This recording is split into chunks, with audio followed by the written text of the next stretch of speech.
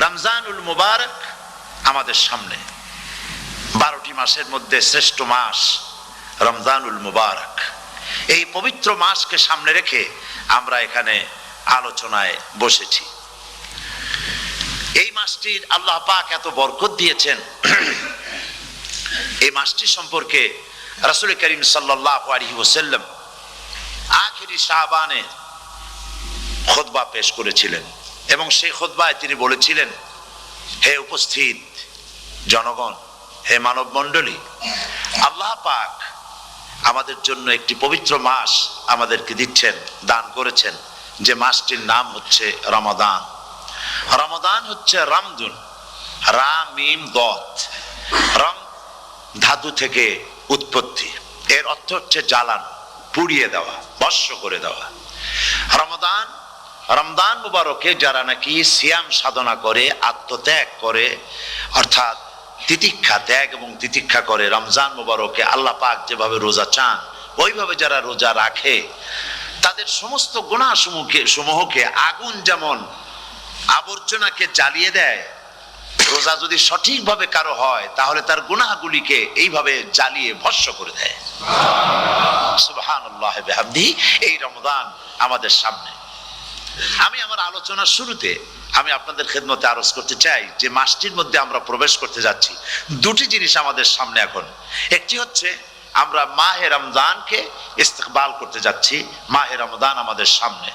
দোয়া করে নেই যে আল্লাহ পাক এই পবিত্র রমজানের সম্মান করার মতো তৌফিক আমাদেরকে দান করো, আর যেভাবে রোজা রাখলে পরে তুমি খুশি হও সেইভাবে আমাদেরকে রোজা রাখার তৌফিক দান করো, বলি আমিন। এটি হচ্ছে সর্বশ্রেষ্ঠ মাস আল্লাহ পাক মুসলমানদের জন্য দান করেছেন। আবারও বলি আলহামদুলিল্লাহ। কোরআন শরীফের মধ্যে আল্লাহ সমস্ত ইবাদতের কথা বলেছেন, কিন্তু ডিটেইলস আলোচনা করেন নাই। হজ করতে হবে, কিন্তু উকুফে আরাফা করতে হবে, রমিয়ে হিজার করতে হবে, রমিয়ে জিবার করতে হবে, তারপরে 7 বার তাওয়াফ করতে হবে, সাফা মারওয়া সাই করতে হবে। এগুলি কিন্তু কোরআন শরীফে আসে নাই, ডিটেইলস আসে নাই। নামাজ পড়তে হবে, কিন্তু জোহরে কয় রাকাত, আসরে কয় রাকাত, মাগরিবে কয় রাকাত, এই রাকাতগুলি কিভাবে বিন্যস্ত করতে হবে কোরআন শরীফে তা আসে নাই, বর্ণনা করা হয়নি। যাকাত দিতে হবে, কিন্তু কত টাকা হলে কত টাকা দিতে হবে, কত মন ধান হলে কতটুকু দিতে হবে, কত ছাগল হলে, কত গরু হলে, কত পরিমাণ সোনা হলে, কত পরিমাণ দ্রব্য মজুদ থাকলে যাকাত দিতে হবে, এর বিস্তারিত বিবরণ কোরআন শরীফে আসে নাই। চিন্তা হতে পারে যে তাহলে এগুলো আমরা পাইলাম কই? আমরা পেয়েছি কোরআনের ব্যাখ্যা হচ্ছে রাসূল করিম সাল্লাল্লাহু আলাইহি ওয়াসাল্লাম। হুজুর এটাকে আমাদেরকে বলে দিয়েছেন, তিনি সারে ছিলেন, শরীয়ত প্রণেতা ছিলেন। তো সমস্ত ইবাদতকে আল্লাহ পাক সংক্ষেপে সংক্ষেপে তিনি আউটলাইন অথবা গাইডলাইন তিনি দিয়েছেন আল্লাহ পাক। রমজান মুবারক হচ্ছে একমাত্র ইবাদত যে রমজান সম্পর্কে আল্লাহ পাক ডিটেইলস পূর্ণ একটি রুকু আল্লাহ পাক আলোচনা করেছেন। সুবহানাল্লাহ। রোজা শুরু করবেন কোনখান থেকে, শেষ করবেন কোথায় গিয়ে, সফরে প্লেনে যখন চলবেন তখন আপনার রোজার অবস্থা কি হবে, যদি দেশে যান তখন কি হবে, অসুস্থ হলে কি হবে, কিভাবে রোজা রাখবেন, কিভাবে রোজা ভাঙবেন, তারপরে কখন শুরু হবে, কখন কি হবে ইত্যাদি বিস্তারিত বিবরণ। রোজার মতো করে এত অন্য কোন ইবাদতের ব্যাপারে আল্লাহ এতটা বলেন নাই যতটা বলেছেন রোজার ব্যাপারে। তাহলে নিশ্চয়ই বুঝতে পারছেন রোজাটা অত্যন্ত গুরুত্বপূর্ণ ইবাদত। সবটাই গুরুত্বপূর্ণ, কিন্তু রোজাটা আল্লাহর কাছে বেশি গুরুত্বপূর্ণ। সুবহানাল্লাহ। আচ্ছা, বেশি গুরুত্বপূর্ণ কেন সে কথা কি বলবো? অবশ্যই বলবো। বেশি গুরুত্ব এই কারণে, আল্লাহ পাক বলেছেন, এটা হচ্ছে হাদিসে কুদসি। আল্লাহ পাক বলেছেন, আস-সাওমু লি ওয়া আনা আজজি বিহি। অন্য রিওয়ায়াতে এসেছে ওয়া আনা উজজা বিহি। আস-সাওমু লি, রোজা হলো আমার জন্য। কে বলতেছেন বলুন তো? আল্লাহ পাক বলছেন রোজা হচ্ছে আমার জন্য, রোজার পুরস্কার আমি দেব। অন্য বর্ণনায় এসেছে রোজা আমার জন্য আর রোজাদারের পুরস্কার আমি আল্লাহ নিজেই পুরস্কার। সুবহানাল্লাহ, সুবহানাল্লাহ। তাহলে প্রশ্ন আসে, আল্লাহ পাক বলছেন রোজা আমার জন্য, আস-সাওমু লি। আল্লাহ তো এই কথা কোথাও বলেন না আজ-যাকাতু লি, আস-সালাতু লি, আল-হাজ্জু লি। রোজা আমার কি বলে, যাকাত আমার জন্য, হজ আমার জন্য, নামাজ আমার জন্য, এ কথা কিন্তু আল্লাহ বলেন নাই। অবশ্যই আমরা যাকাত হোক, নামাজ হোক, হজ হোক কার জন্য করি? আল্লাহর জন্য করি। রমজানের ব্যাপারে আল্লাহ খাস করেছেন যে আস-সাওমু লি, রোজা আমার জন্য। এই কথাটার অর্থ কি, তাৎপর্য কি, ব্যাখ্যা কি, সিগনিফিকেন্স কি? এর সিগনিফিকেন্স হচ্ছে এই যে প্রত্যেকটা ইবাদতের দুটি ধরন আছে। কয়টা ধরন বলুন তো? দুটি ধরন। একটি ধরন হচ্ছে বাহ্যিক, আর একটা হচ্ছে আভ্যন্তরীণ। প্রত্যেকটা ইবাদতের দুটি দিক আছে, একটা মানুষকে দেখানো আর একটা ভেতরের। যেমন নামাজ, একটি লোক নামাজ পড়ে না, কিন্তু এমন একটা সমাবেশের মধ্যে পড়ে গেছে, সবাই নামাজ পড়ে।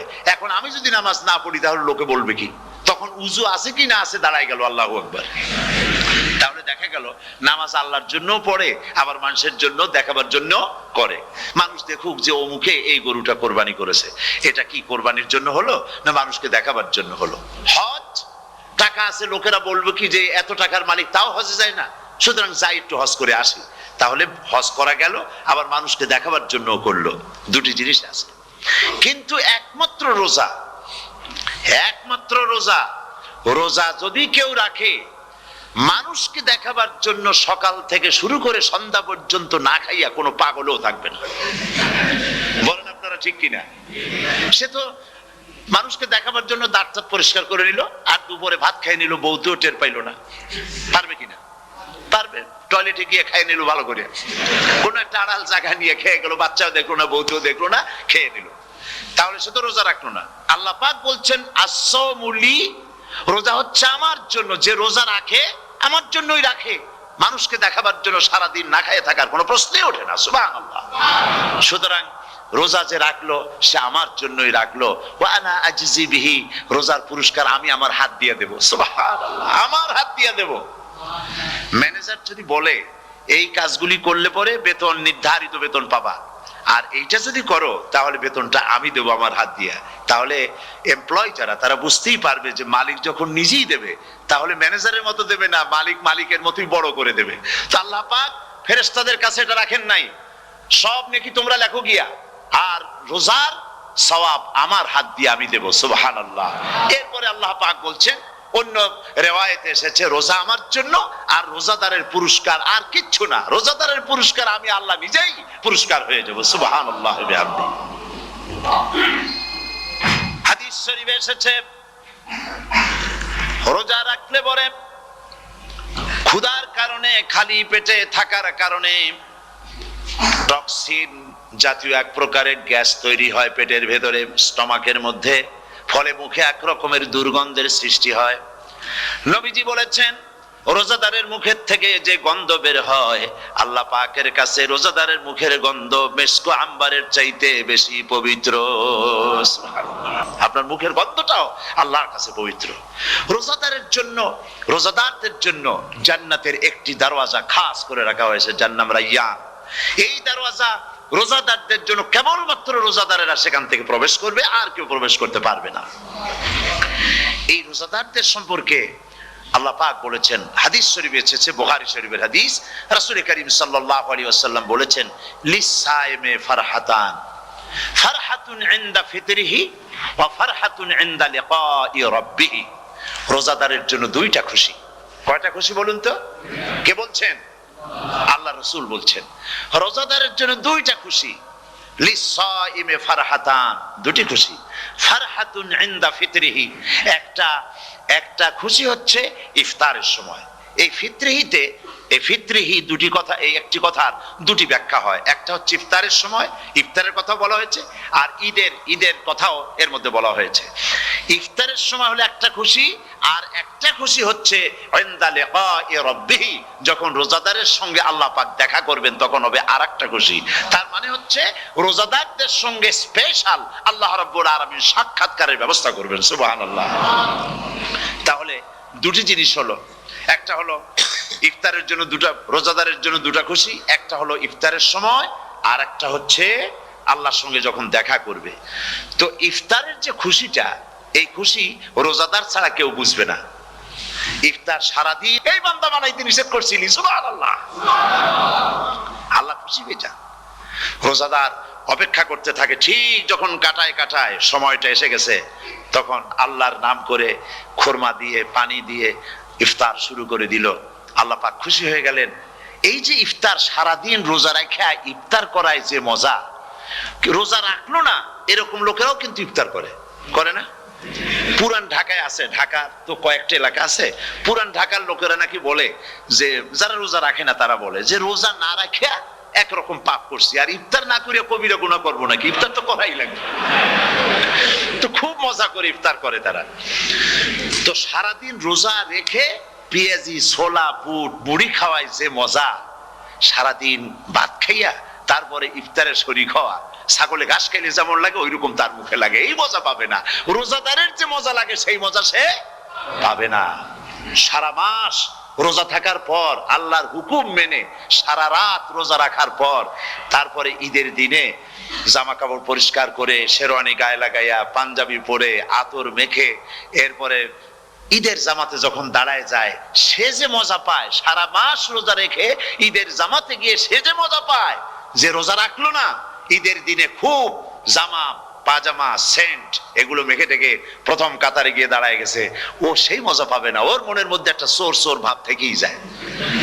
সে মনে মনে ভাবে এই জামাত আমার না, জোর করে আসছি, এইখানে দাঁড়াবার যোগ্যতা আমার নাই। মনের মধ্যে সে একটা অপরাধী ফিল করে, সে ফিল করতে থাকে। সুতরাং রোজাদারের জন্য দুইটা খুশি, একটা হচ্ছে ইফতারের সময়, আর একটা খুশি হবে যখন আল্লাহ তাদেরকে দেখা দেবেন। সুবহানাল্লাহ। এই রোজা আল্লাহ পাক দান করেছেন। আচ্ছা, কি জন্য রোজা আমাদের দিলেন? এই জন্য দিয়েছেন যে একটা মাস পৃথিবীর মুসলমানরা না খেয়ে থাকুক দিনের বেলায়, ওই না খেয়ে থাকার যে খাবারগুলি বাঁচবে এগুলি আল্লাহ অন্য কোনো এলাকার মানুষদের খাওয়াবেন নাকি? এই জন্য করেছেন রোজা, এই জন্য করেন নাই। রোজার ফজিলত আল্লাহর নবী বলেছেন, রমজান মুবারকের এত ফজিলত, মানুষ যখন কোন ইবাদত করে আল্লাহ পাক সেই ইবাদতের নেক আমলের সওয়াব 10 থেকে শুরু করে 700 পর্যন্ত বাড়ায় দেন। 10 থেকে শুরু করে 700 করে 700 বাড়ায় দেন, ইল্লা সাওম, রোজা ছাড়া। নবীজি বলেছেন, রমজান মুবারকে কেউ যদি একটি নফল কাজ আদায় করে, একটি নফল ইবাদত করে, অন্য মাসের একটি ফরজ আদায় করার সওয়াব আল্লাহ পাক নামায় আমলে দিয়ে দিবেন। রমজান মুবারকে কেউ যদি একটি ফরজ আদায় করে, অন্য মাসের 70টি ফরজ আদায় করার মতো সওয়াব আমল নামায় আল্লাহ দিয়ে দিবেন। সুবহানাল্লাহ। এই মাস আমাদের সামনে, আল্লাহু আকবার বলি, আল্লাহু আকবার বলি, আলহামদুলিল্লাহ।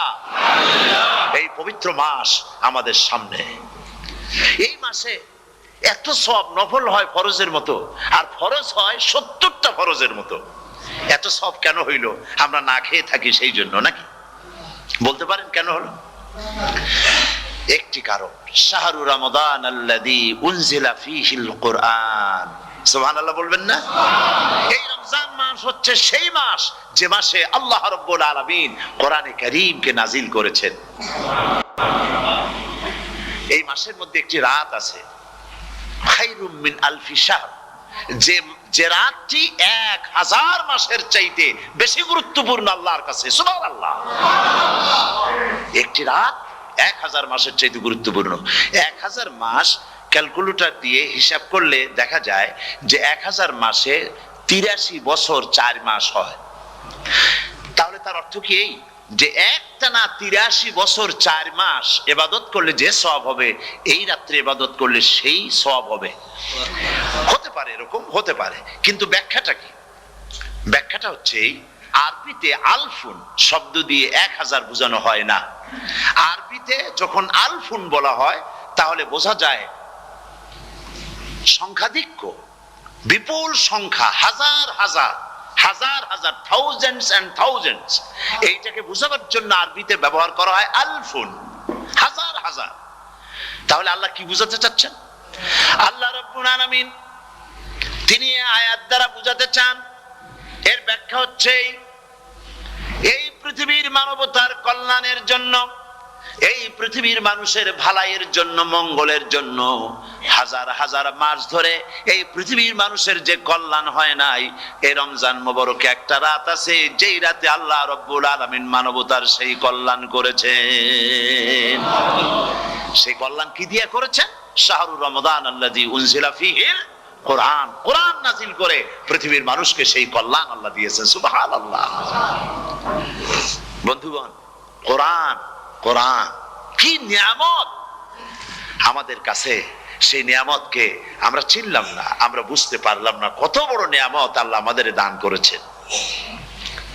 এই কোরআন যেন আপনি শুনতে পারেন, পড়তে পারেন, বুঝতে পারেন, সেই জন্য আল্লাহ রাব্বুল আলামিন কাবার শরীফের কাছে বসে আপনি ইফতার করতেছেন, কত বড় নসিব!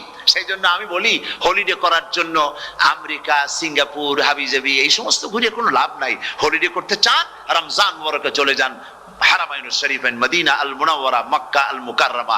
কপাল খুলে যাবে, জিন্দেগীর সমস্ত গুনাহ খাতা আল্লাহ পাক মাফ করে দিবেন। রাসূল করিম সাল্লাল্লাহু আলাইহি ওয়াসাল্লাম বলেছেন, রমজান মুবারকে যে উমরা করলো সেজন্য হজ আদায় করলো। সুবহানাল্লাহ।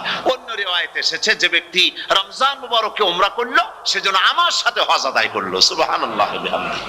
তো বলতেছিলাম যে কোরআনে কারীম হচ্ছে একটি বিরাট নিয়ামত। এই নিয়ামত শোনানো হয় রমজান মুবারকে। আমি এবার এসে খুব খুশি হলাম একথা শুনে যে ইস্ট লন্ডন মসজিদ তারা একটা ব্যবস্থা করেছে, সুন্দর একটা রেডিও তারা আবিষ্কার করেছে। না কি করছেন আপনারা? ট্রান্সমিটার তৈরি করেছেন।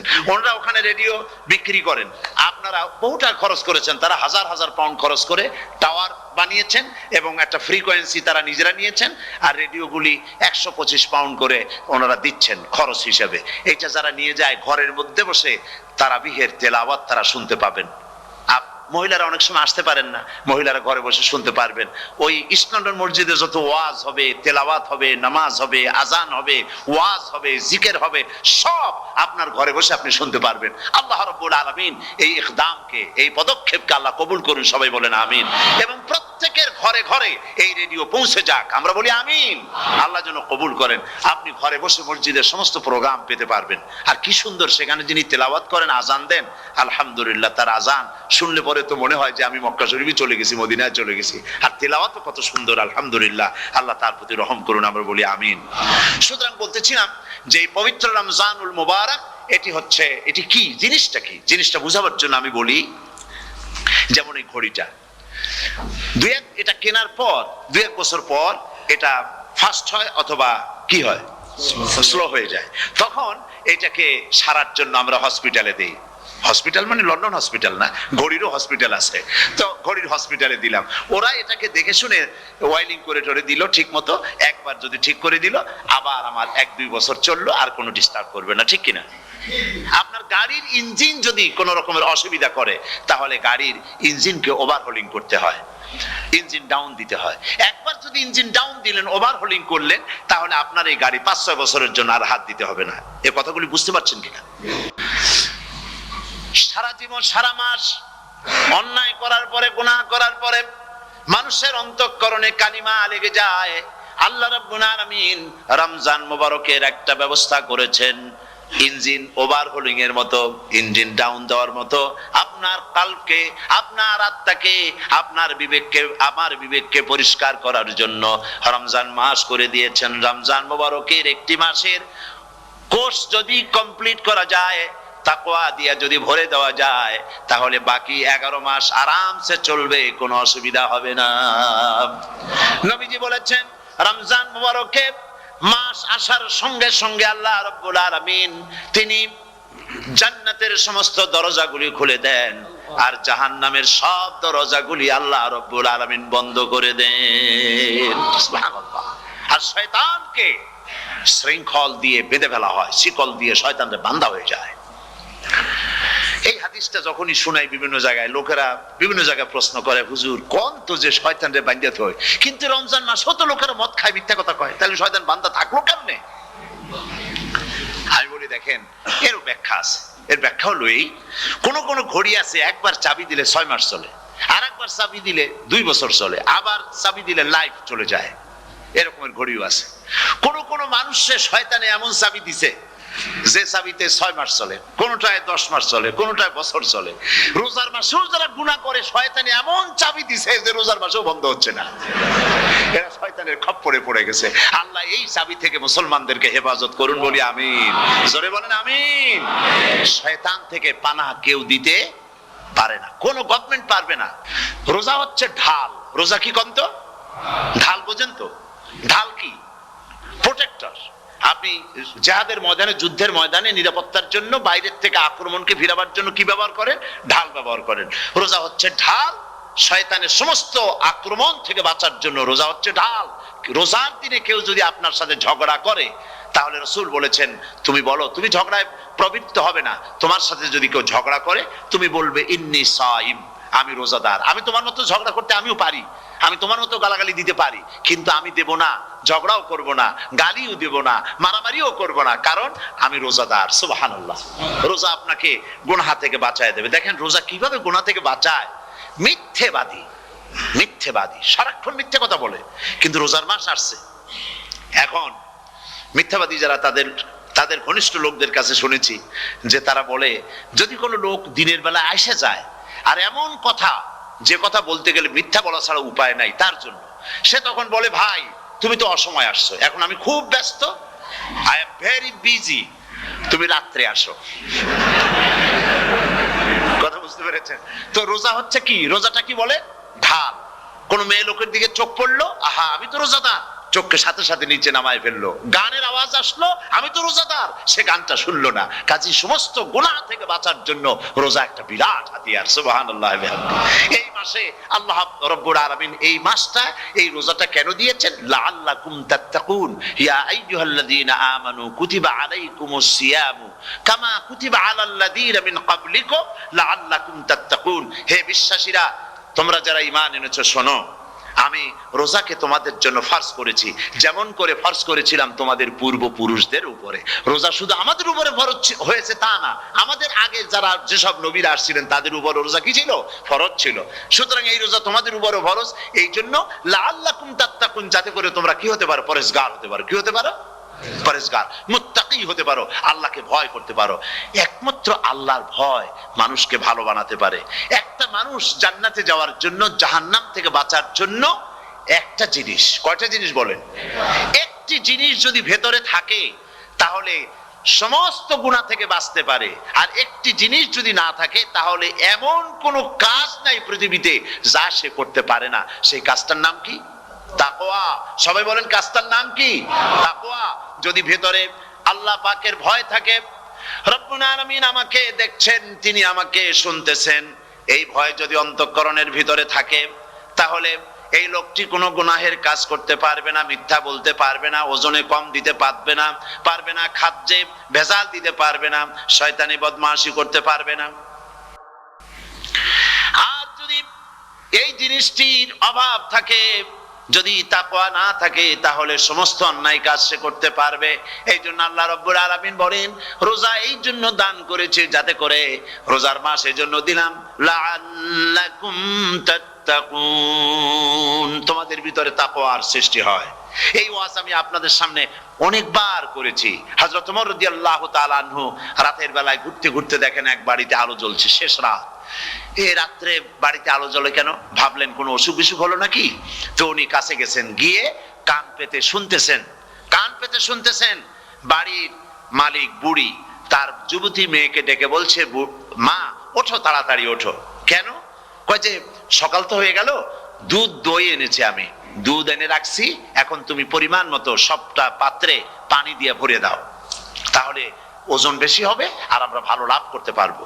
মেয়ে বলছে, মা তুমি বলো কি, এটা আমার দ্বারা সম্ভব না। কেন সম্ভব নয়? হযরত ওমর এক ফরমান জারি করেছেন, তিনি বলেছেন পানিতে, দুধের মধ্যে পানি মিশাতে নিষেধ করেছেন। তাছাড়া রাসূল করিম সাল্লাল্লাহু আলাইহি ওয়াসাল্লাম খাদ্যদ্রব্যে ভেজাল দিতে নিষেধ করেছেন। কাজী হযরত ওমরের এই নির্দেশকে আমি অমান্য করতে পারবো না। মা বলছে, দেখো ওমর এখন তো ঘুমাইতেছে, এত রাত্রে তিনি কি এখানে আসছেন নাকি আমাদের এই কারবার দেখতে? তুমি পানি মিশাও ইচ্ছে মতো।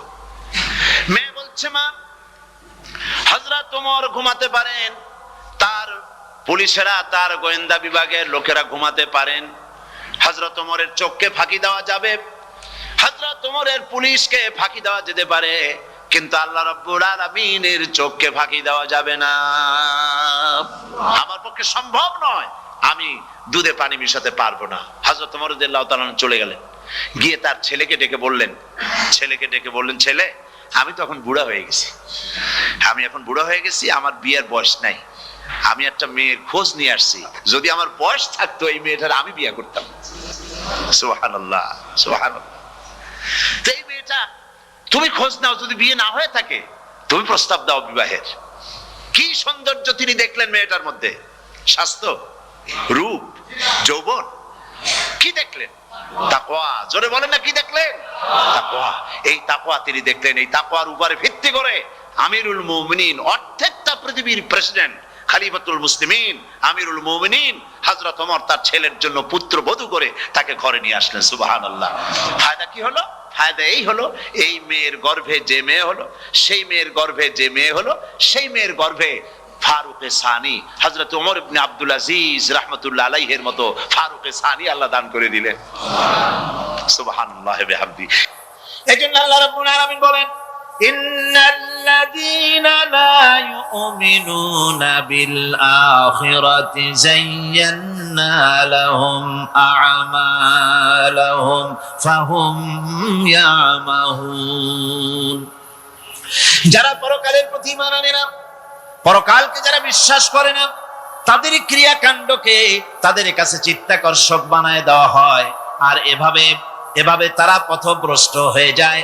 দুনিয়া তাদের কাছে বেশি মজা লাগে, দুনিয়াটা বেশি ভালো লাগে। ভাই হুজুর, তাফসীরের মাহফিল ভালো লাগে, আবার যখন কীর্তন শুনতে যাই, সিনেমা দেখতে যাই, তাও খারাপ লাগে না, তাও ভালো লাগে। মিলাদ শরীফও ভালো লাগে, কীর্তনও ভালো লাগে, ওয়াজ মাহফিলও ভালো লাগে, গানও ভালো লাগে, সিনেমাও ভালো লাগে। এই যে দুই জিনিস ভালো লাগে, এটা হলো মুনাফিকি রোগ। এটা কি রোগ বলেন না সবাই? এটা কি রোগ? মুনাফিকি রোগ। ঈমানের স্বাদ যখন নষ্ট হয়, তখন এই অবস্থার সৃষ্টি হয়। বিষাক্ত সাপ যখন মানুষকে দংশন করে, রাতের অন্ধকারে বিষাক্ত সাপে মানুষকে দংশন করেছে, ওঝা আনা হলো, ওঝা এসে সর্বপ্রথম টেস্ট করবে যে সাপটা কি বিষাক্ত না এমনি সাধারণ সাপে তাকে দংশন করেছে, সাপটা কি ধরনের। এটা টেস্ট করার জন্য সাপে কাটা রোগীর মুখে ওঝা মুখের মধ্যে খুব ঝাল মরিচ অথবা লবণ এটা দেয়। দিলে পরে সে যদি বলে পানি পানি লাগে, খুব ঝালওয়ালা মরিচ কিন্তু মুখে পানি পানি লাগে, বুঝতে হবে বিষাক্ত সাপে কামড়িয়েছে। আর যদি ঝালকে ঝাল বলে, লবণকে লবণ বলে, তিতকে তিতো বলে, তাহলে বোঝা যাবে বিষাক্ত সাপে কামড়ায় নাই। তো বিষাক্ত সাপের প্রধান আলামত হলো এই, বিষাক্ত সাপে যখন মানুষকে কাটে, তখন তার প্রথম বিষক্রিয়া হচ্ছে তার রক্তকে জাম করে দেয় আর জিহ্বার স্বাদকে নষ্ট করে দেয়। এই পৃথিবীতে যত বিষাক্ত সাপ আছে, সবচাইতে মারাত্মক আর বিষাক্ত সাপ হচ্ছে শয়তান। সবচাইতে বিষাক্ত সাপ কি? এই শয়তান যাকে ওয়াসওয়াসা দেয়, শয়তান যাকে দংশন করে, শয়তান যারে ফুটবল বানাতে পারে, সর্বপ্রথম তার ঈমানের স্বাদ নষ্ট করে দেয়। তখন আখিরাত ভালো লাগে না, তখন মসজিদ ভালো লাগে না, তখন ওয়াজ মাহফিল ভালো লাগে না, তাফসীর মাহফিল ভালো লাগে না, তখন সিনেমা পছন্দ হয়, গান পছন্দ হয়, মেলা পছন্দ হয়, সাংস্কৃতিক অনুষ্ঠান, নাচ, উল্টাপাল্টা কাম, এই সমস্ত পছন্দ হয়। আল্লাহর ইসলাম ভালো লাগে না, পছন্দ হয় না। আল্লাহ পাক বলেন, পরকালকে যারা অস্বীকার করে তাদের মনের তাদের জন্য এই দুনিয়াটাকেই তাদের সামনে চিত্তাকর্ষক, তাদের ক্রিয়াকাণ্ডকে চিত্তাকর্ষক করে দেওয়া হয়, আর এর ভেতরেই তারা পড়ে থাকে। ফলে এই সব পরকালে অবিশ্বাসী লোকগুলি অহংকারী হয়। তারা কি হয়? আল্লাহ পাক বলেন, ফাল্লাযীনা লা ইউমিনুনা বিল আখিরাতি কুলুবুহুম মুনকিরাতুন ওয়া হুম মুস্তাকবিরুন। পরকালের প্রতি যারা ঈমান আনে না, পরকালকে যারা বিশ্বাস করে না, তাদের মন সত্য কথাকে অস্বীকার করে, আর এই লোকগুলি অহংকারী হয়ে যায়, ধরাকে সরাক জ্ঞান করে। কি হনুরে এই অবস্থার সৃষ্টি হয়ে যায়। সে মনে করে যে পৃথিবী আমার,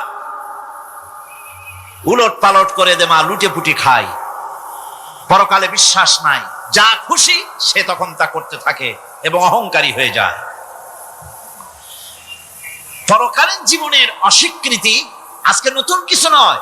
আজও এক শ্রেণীর লোক আছে যারা বলে পরকাল বলে কিছুই নাই, আল্লাহ সম্পর্কে বলে দেয়ার ইজ নো গড, স্রষ্টা বলতে কিছু নাই, পরকালকেও বিশ্বাস করে না এমন লোক আমাদের দেশে আছে কিনা কোন? যেরকম আছে কিনা? যথেষ্ট তৈরি হয়েছে এবং বর্তমান সময় বেশি তৈরি হয়েছে। অতীতের কোন সময় ইসলাম আর মুসলিম সেন্টিমেন্ট এত আহত হয় নাই যত এই কয়েক বছরের মধ্যে হয়েছে, ঠিক কিনা? পরকালকে অস্বীকার করেছে, কোরআন শরীফকে আগাগোড়া সংশোধনের কথা বলেছে, আল্লাহকে মিথ্যাবাদী বলেছে। নাউজুবিল্লাহ পড়েন না কেন? নাউজুবিল্লাহি মিন যালিক।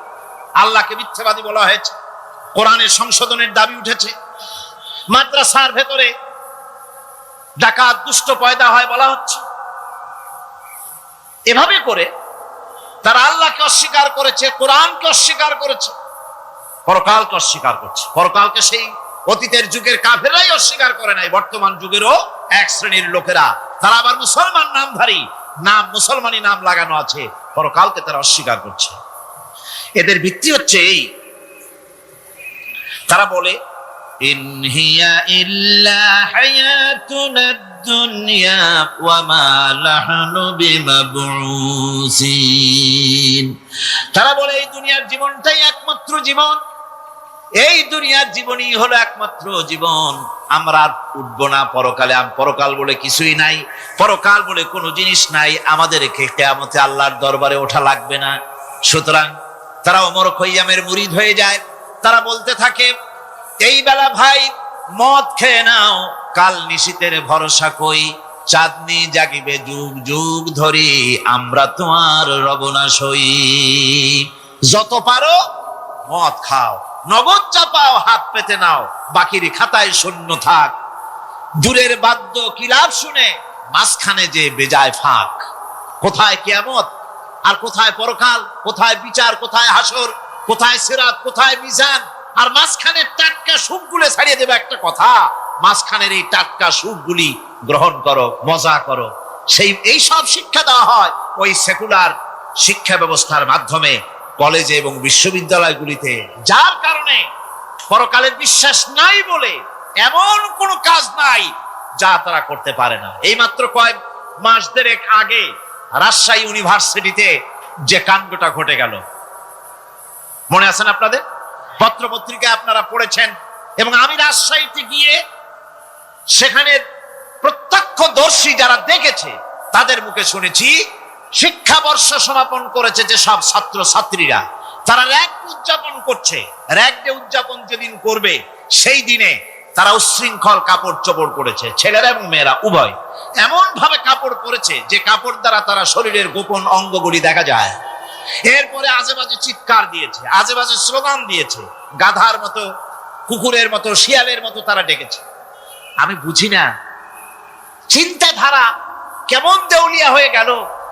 শিক্ষাবর্ষ বিশ্ববিদ্যালয়ের সর্বোচ্চ শিক্ষাঙ্গন থেকে লেখাপড়া শেষ করে বেরোচ্ছে, যাওয়ার সময় তারা বিশ্ববিদ্যালয় থেকে কুকুরের ডাক দিল, শিয়ালের ডাক দিল, ছাগলের ডাক দিল। কি প্রমাণ করতে চাইলো? যে 16 বছর লেখাপড়া করে বিশ্ববিদ্যালয়ের অঙ্গন পেরিয়ে গোটা জাতির জন্য ছাগল হয়ে আমরা আবির্ভূত হচ্ছি, অথবা কুকুর গরুর ভূমিকায় আমরা আবির্ভূত হচ্ছি। নাউজুবিল্লাহি মিন যালিক। এরপরে মিছিল শেষ করলো, সন্ধ্যাবেলায় শুরু হলো সাংস্কৃতিক অনুষ্ঠান। বিদ্যুৎ কর্তৃপক্ষের সঙ্গে বোধহয় লাইন করেছে। সন্ধ্যা 7:30টার সময় মঞ্চ তৈরি আছে, গান হচ্ছে, আনন্দ ফুর্তির শেষ নাই। সামনে সব মেয়েরা বসা, যারা দিনের বেলা ওই ধরনের কাপড় চোপড় পরে ছেলেদেরকে উস্কাইছে, ছেলেগুলিও তাদেরকে উস্কাইছে। মাঝখানে তারা বসা, চতুর্দিকে ছেলেরা দাঁড়ানো। হঠাৎ করে লাইট বন্ধ হয়ে গেল, বিদ্যুৎ চলে গেল। এখন সাংস্কৃতিক অনুষ্ঠান কি কায়দায় হচ্ছে, কত প্রকার হচ্ছে, কিভাবে হচ্ছে? নাউজুবিল্লাহি মিন যালিক। পুলিশেরা বলেছে বিদ্যুৎ যখন এলো, মেয়েগুলিকে, অনেক মেয়ে পাওয়া গেছে কাপড় নাই, পেটিকোট নাই, উলঙ্গ, তাদেরকে ধরে ধরে উঠানো হয়েছে হোস্টেলে। পরের দিন সকাল বেলায় মাঠ ভর্তি ভাঙা কাচের চুড়ি, ভ্যানিটি ব্যাগ, চশমা, কাপড় চোপড় ছিড়িয়ে ছটিয়ে চতুর্দিকে পড়ে আছে। এই হলো শিক্ষা। নাউজুবিল্লাহি মিন যালিক। আমি কসম করে বলতে পারি, বিশ্ববিদ্যালয়ে যদি কোরআন শরীফের তাফসীর পড়ানো হতো, হাদিস শরীফ যদি পড়ানো হতো, কেউ কেউ বলবেন কোরআন হাদিস তো পড়ানো হয়, বিশ্ববিদ্যালয় কলেজে পড়ানো তো হয়। আমি তো জানি সিলেবাসে 10টা 5টা হাদিস আছে, 2-4 লাইন কোরআন শরীফ আছে, এর কোনো মানে নাই। মাদ্রাসায় যেমন পড়ানো হয় 30 পারা কোরআনের তাফসীর, রাসূল করিম সাল্লাল্লাহু আলাইহি ওয়াসাল্লামের হাদিস যেমন পড়ানো হয়, এইভাবে করে যদি বিশ্ববিদ্যালয়ে কোরআন হাদিস পড়ানো হতো, আল্লাহর কসম বাংলাদেশের বিশ্ববিদ্যালয়গুলি গোটা জাতিকে চোর, গুন্ডা, বদমাশ, ডাকাত উপহার দিত না, উপহার দিত শাহজালাল।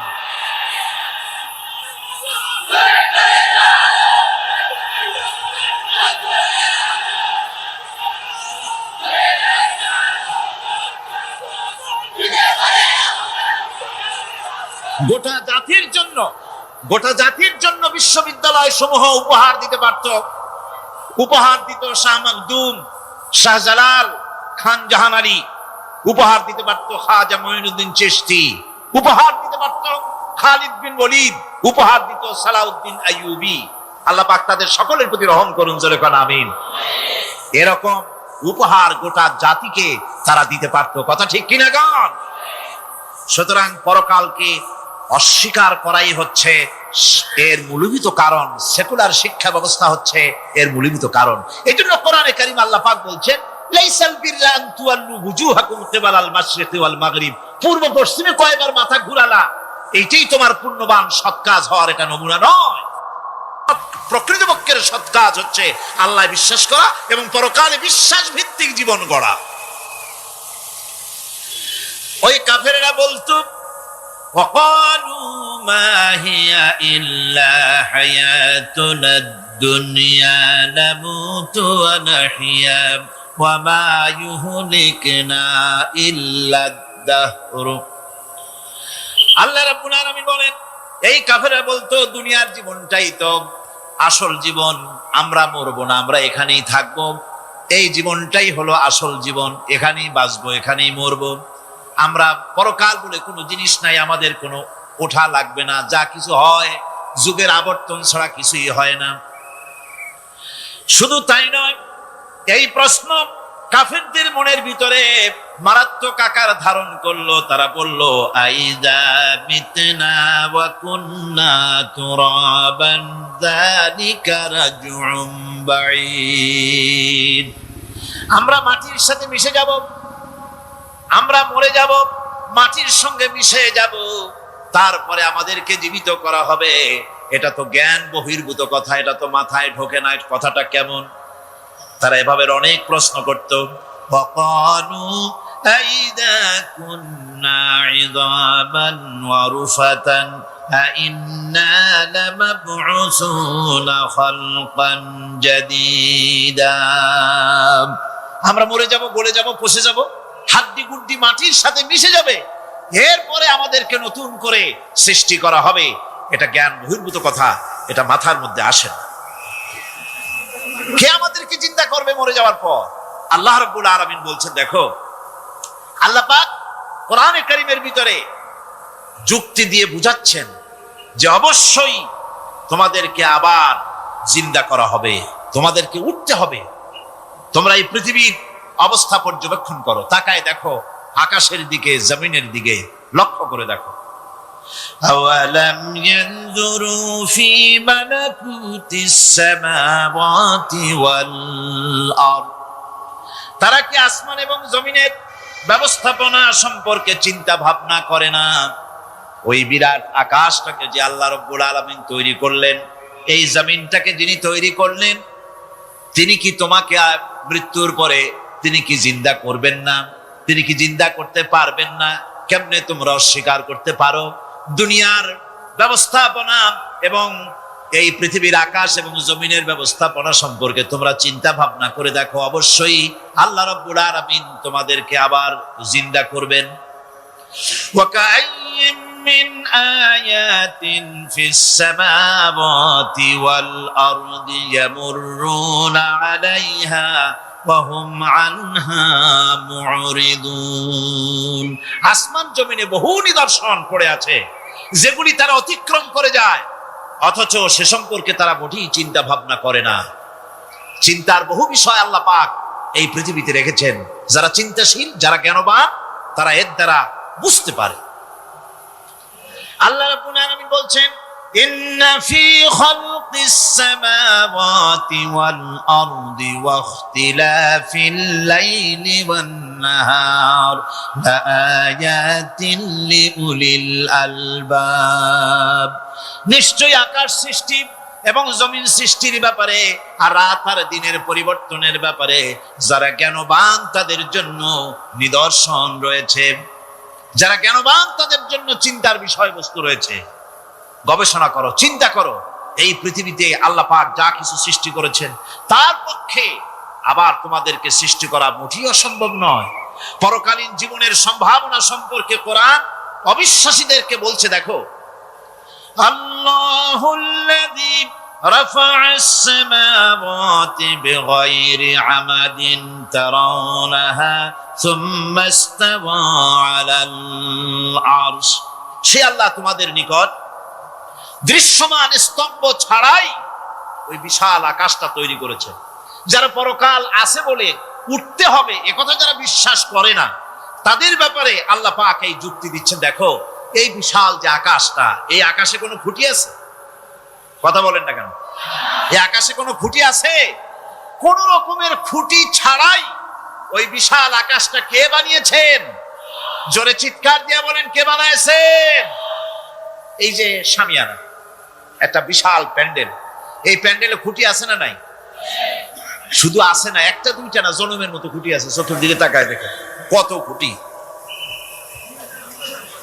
এতটুকু একটা শামিয়ানায় শত শত খুঁটি লাগতেছে কাপড়টা ধারণ করবে বলে। কি ধারণ করবে? কাপড়। আর অত বড় বিশাল আকাশ, সেই আকাশটার কোনো খুঁটি আছে? আল্লাহ পাক বলছেন, কোন দৃশ্যমান খুঁটি ছাড়াই এত বড় বিশাল আকাশটা তোমার মাথার উপরে দাঁড়িয়ে আছে এবং আল্লাহ পাক আরশের উপরে দীপ্তমান হয়ে আছেন। এগুলি দেখেও কি তোমার মাথার মধ্যে কোনো চিন্তা আসে না যেটা কি করে সম্ভব হলো? অনেকে তো এমন আছে শিক্ষিত লোক, তারা আবার বলে কি, কয় যে না, আকাশ বলে কিছু নাই, ওই অনেক দূরে তো সেই জন্য নীলা নীলা দেখা যায়, আসলে কিছু নাই। আকাশ, কোরআনে কারীমের মধ্যে আকাশ সম্পর্কে যে কথা বলা হয়েছে, বিশাল, যার কোনো কুল নাই, কিনারা নাই। তৈরি করার যত উপাদান, সমস্ত উপাদান আল্লাহ রাব্বুল আলামিনের তৈরি করা। কথা ঠিক কিনা? তুমি শুধু অ্যাসেম্বল করেছো, তুমি শুধু এগুলোকে এক জায়গায় করেছো। তোমার বাপেরও ক্ষমতা নেই লোহা তৈরি করা। পারবা লোহা তৈরি করতে? আরে কথা কন না কেন মিয়া সাহেব? পারবেন লোহা তৈরি করতে? পারবেন একটা বাঁশ বানাইতে? বাঁশ হোক, লোহা হোক, যা সব বাদ দেন, মাথার একটা চুল বানাইতে পারবেন? পাট দিয়া, রং দিয়া পরচুলা বানাইতে পারবেন, কিন্তু চুলের মতো করে একটা চুল বানাইতে পারবেন না। মানুষের শরীরে রক্তের মতো করে এক ফোঁটা রক্ত মানুষের শরীরের বাইরে বানান তো দেখি। তাহলে মানুষের যখন রক্তের প্রয়োজন হয় তখন মানুষের কাছ থেকে রক্ত ধার নেওয়া লাগতো না, ফ্যাক্টরিতে রক্ত তৈরি হয়ে থাকতো, কোনো অসুবিধা হতো না। এক ফোঁটা রক্ত বানানোর শক্তি গোটা পৃথিবীর মানুষের। সুতরাং তোমরা স্রষ্টা হলেও তোমরা হচ্ছ নাকের স্রষ্টা। ধার করো, অন্যের জিনিস ধার করে বানাও। মুকাম্মাল স্রষ্টা হচ্ছেন কে? আসল স্রষ্টা কে? এরকম বললে হবে না, গায়ের সমস্ত শক্তি দিয়ে বলেন আসল স্রষ্টা কে? ওই বিজ্ঞানী বলছেন যে বার্টন রাসেল বলছে স্রষ্টার স্রষ্টা কে? স্রষ্টার স্রষ্টা তুমি খুঁজে পাবে না, তোমার মাথায় ঢুকবে না। আগে সৃষ্টি চিন্তা করো।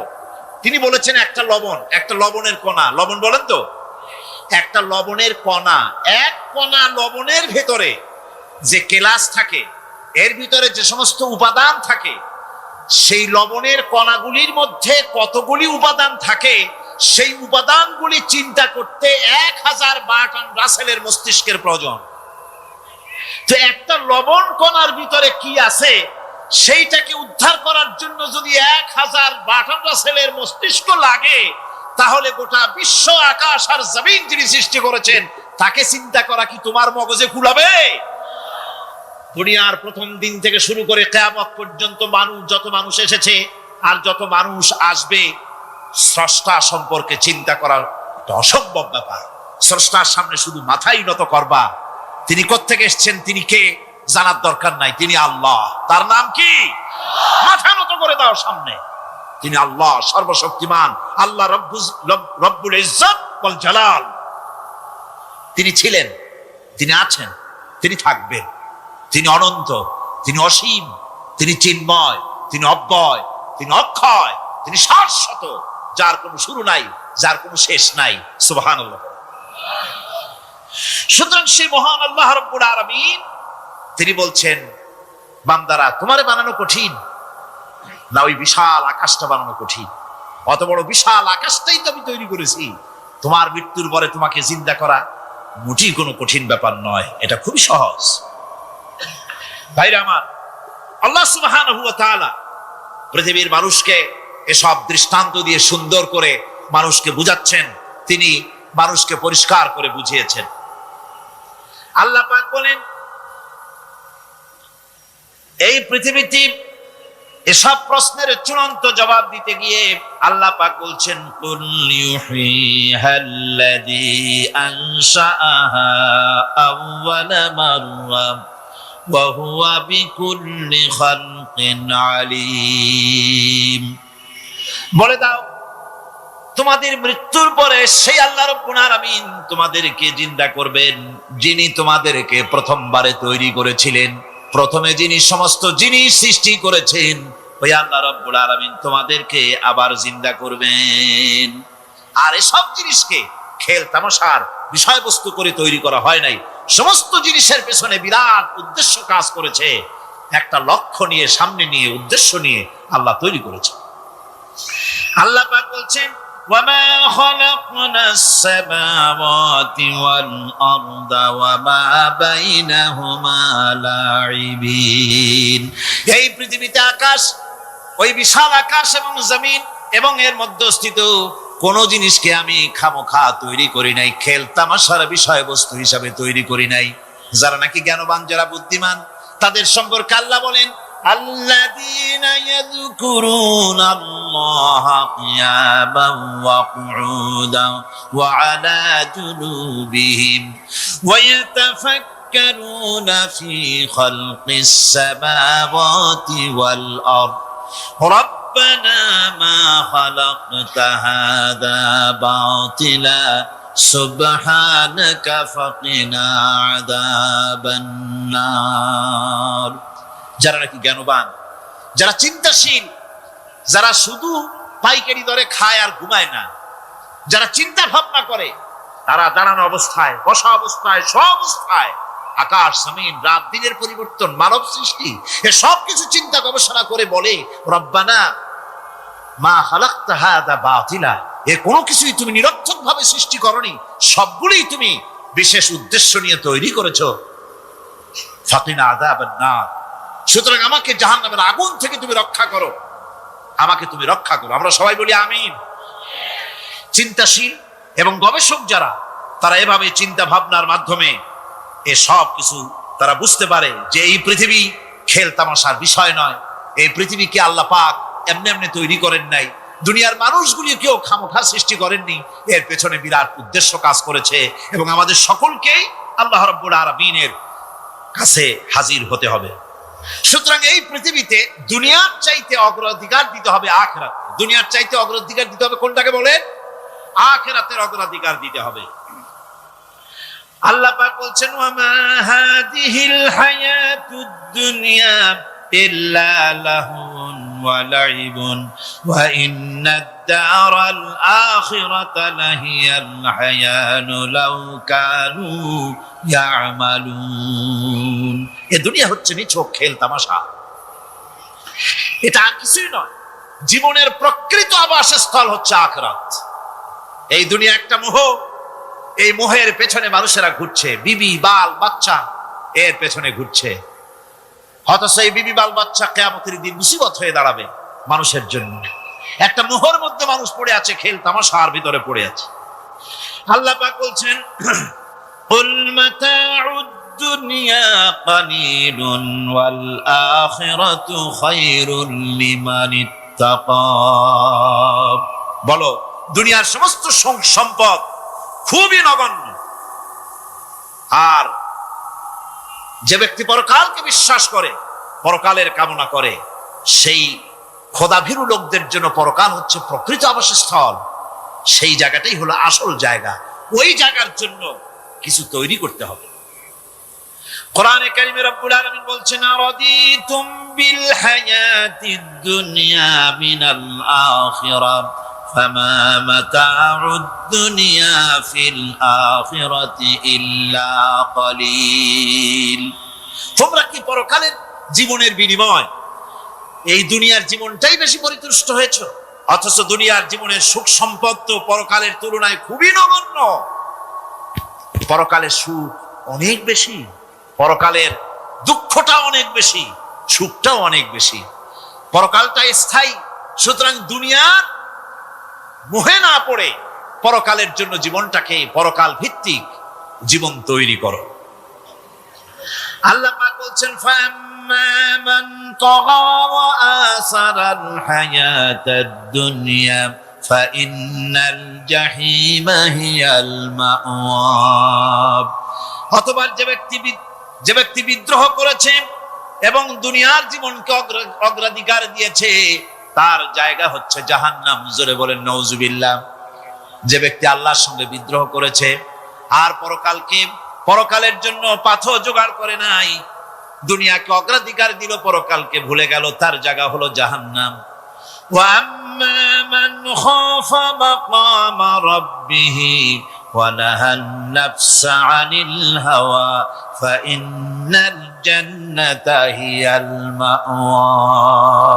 আর যে ব্যক্তি আপন প্রভুর সামনে উপস্থিত হওয়াকে ভয় করেছে এবং আপন প্রবৃত্তিকে লালসা মুক্ত করেছে, লালসার হাত থেকে রক্ষা করেছে, আল্লাহ রাব্বুল আলামিন কিয়ামতের দিন তার জন্য রেখে দিয়েছেন জান্নাত।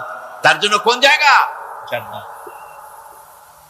আমাদেরকে পরকাল ভিত্তিক জীবন যাপন যদি করি, তাহলে কবরের জবাবগুলি খুব আসান হবে। আর যদি পরকাল ভিত্তিক জীবন যাপন না হয়, কবরটা মুসিবতের জন্য মুসিবত হয়ে যাবে। হযরত ওসমান রাদিয়াল্লাহু তাআলা আনহু কবরের কাছে গিয়ে খুব কাঁদতেন। সাহাবায়ে কেরাম প্রশ্ন করেছেন, হুজুর, রাসূল করিম সাল্লাল্লাহু আলাইহি ওয়াসাল্লাম যখন জান্নাত ও জাহান্নামের ওয়াজ করেন, তখনও তো এত বেশি আপনি কাঁদেন না, যত বেশি কাঁদেন কবরের কাছে এসে, কারণ কি? হযরত ওসমান রাদিয়াল্লাহু তাআলা আনহু বলতেন, আমার সাথীরা, আমি আমার হাবিবের কাছে, আল্লাহ রাব্বুল আলামিনের রাসূলের কাছে আমি শুনেছি, এই কবরটাই হলো প্রথম স্টেশন, এই কবরটাই হলো প্রথম ইমিগ্রেশন কাউন্টার। এই জায়গায় কেউ যদি ধরা পড়ে যায়, কারো যদি চার্জশিট হয়ে যায়, সব জায়গায় ধরা পড়ে যাবে। হাসরে, মিজানে, সিরাতে কোনো জায়গায় নাজাত পাবে না। আর এই কবরটা যদি কেউ মুক্তি পেয়ে যায়, মিজান, সিরাত, হাসর সব জায়গা থেকে আল্লাহ তারে ভালোভাবে পার করে দিবেন। এটা হলো আসল জায়গা, মারাত্মক জায়গা, খুব মারাত্মক জায়গা। আমি এটাকে ইমিগ্রেশন কাউন্টার বলেছি আমার ভাষায়। ইমিগ্রেশন কাউন্টার যারা বিদেশ ভ্রমণ করেছেন তারা জানেন। লন্ডন যাবেন, আমেরিকা যাবেন, সৌদি আরব যাবেন, যে কোনো বিদেশে যাবেন, গেলেই পাসপোর্ট তারা দেখবে। পাসপোর্টে আপনার ন্যাশনালিটি কোনটা সেটাই তারা জানতে চাইবে। আপনি কোন দল করেন এটা তারা জানতে চাইবে না। আপনি কোন ভাষায় কথা বলেন তাও তাদের জানার দরকার নেই। প্রথমেই তারা আপনার ন্যাশনালিটি দেখবে, আপনার আইডেন্টিটি কি তারা জানতে চাইবে। তারপরে যদি স্যাটিসফ্যাক্টরি হয়, আপনাকে ভিসা দিয়ে ভেতরে ঢোকবার ব্যবস্থা করে দেবে। আর যদি তারা স্যাটিসফাইড না হয়, তাহলে আপনাকে মেহমানখানায় ঢুকানো হবে গ্রেফতার করে। আপনি আন্দাজ এখানে আসছেন কেন?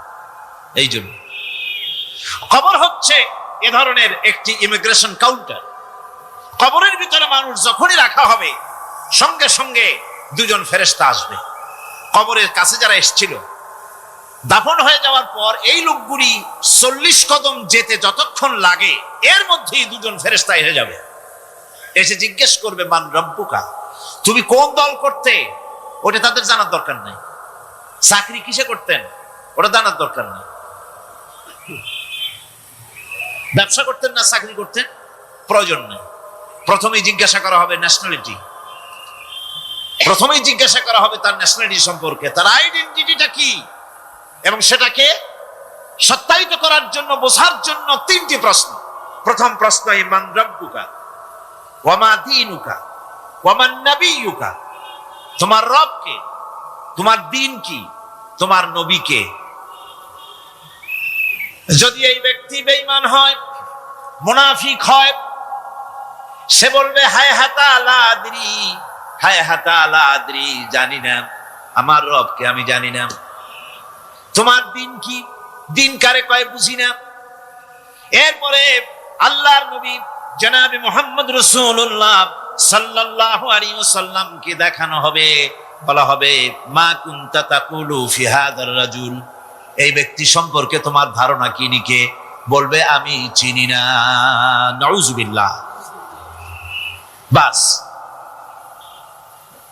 এরপরে তার যা হবার তাই শুরু হয়ে যাবে। আর যদি বান্দাটা মুমিন হয়, প্রশ্ন করা হবে মান রব্বুকা, জবাব দেবে রব্বি আল্লাহ, আমার রব আল্লাহ রাব্বুল আলামিন। ওয়া মা দীনুকা, দীনুনা ইসলাম, আমার দিন হচ্ছে ইসলাম। এরপরে আল্লাহর নবীকে দেখানো হবে। কয়েক রকমের বর্ণনা আছে, কোন বর্ণনায় আছে হুজুরের আকারে দেখানো হবে, অথবা রাসূলকে সরাসরি দেখানো হবে। বলা হবে মা কুনতা তাকুলু ফি হাদার রাজুল, এই লোকটি সম্পর্কে ধারণা কি।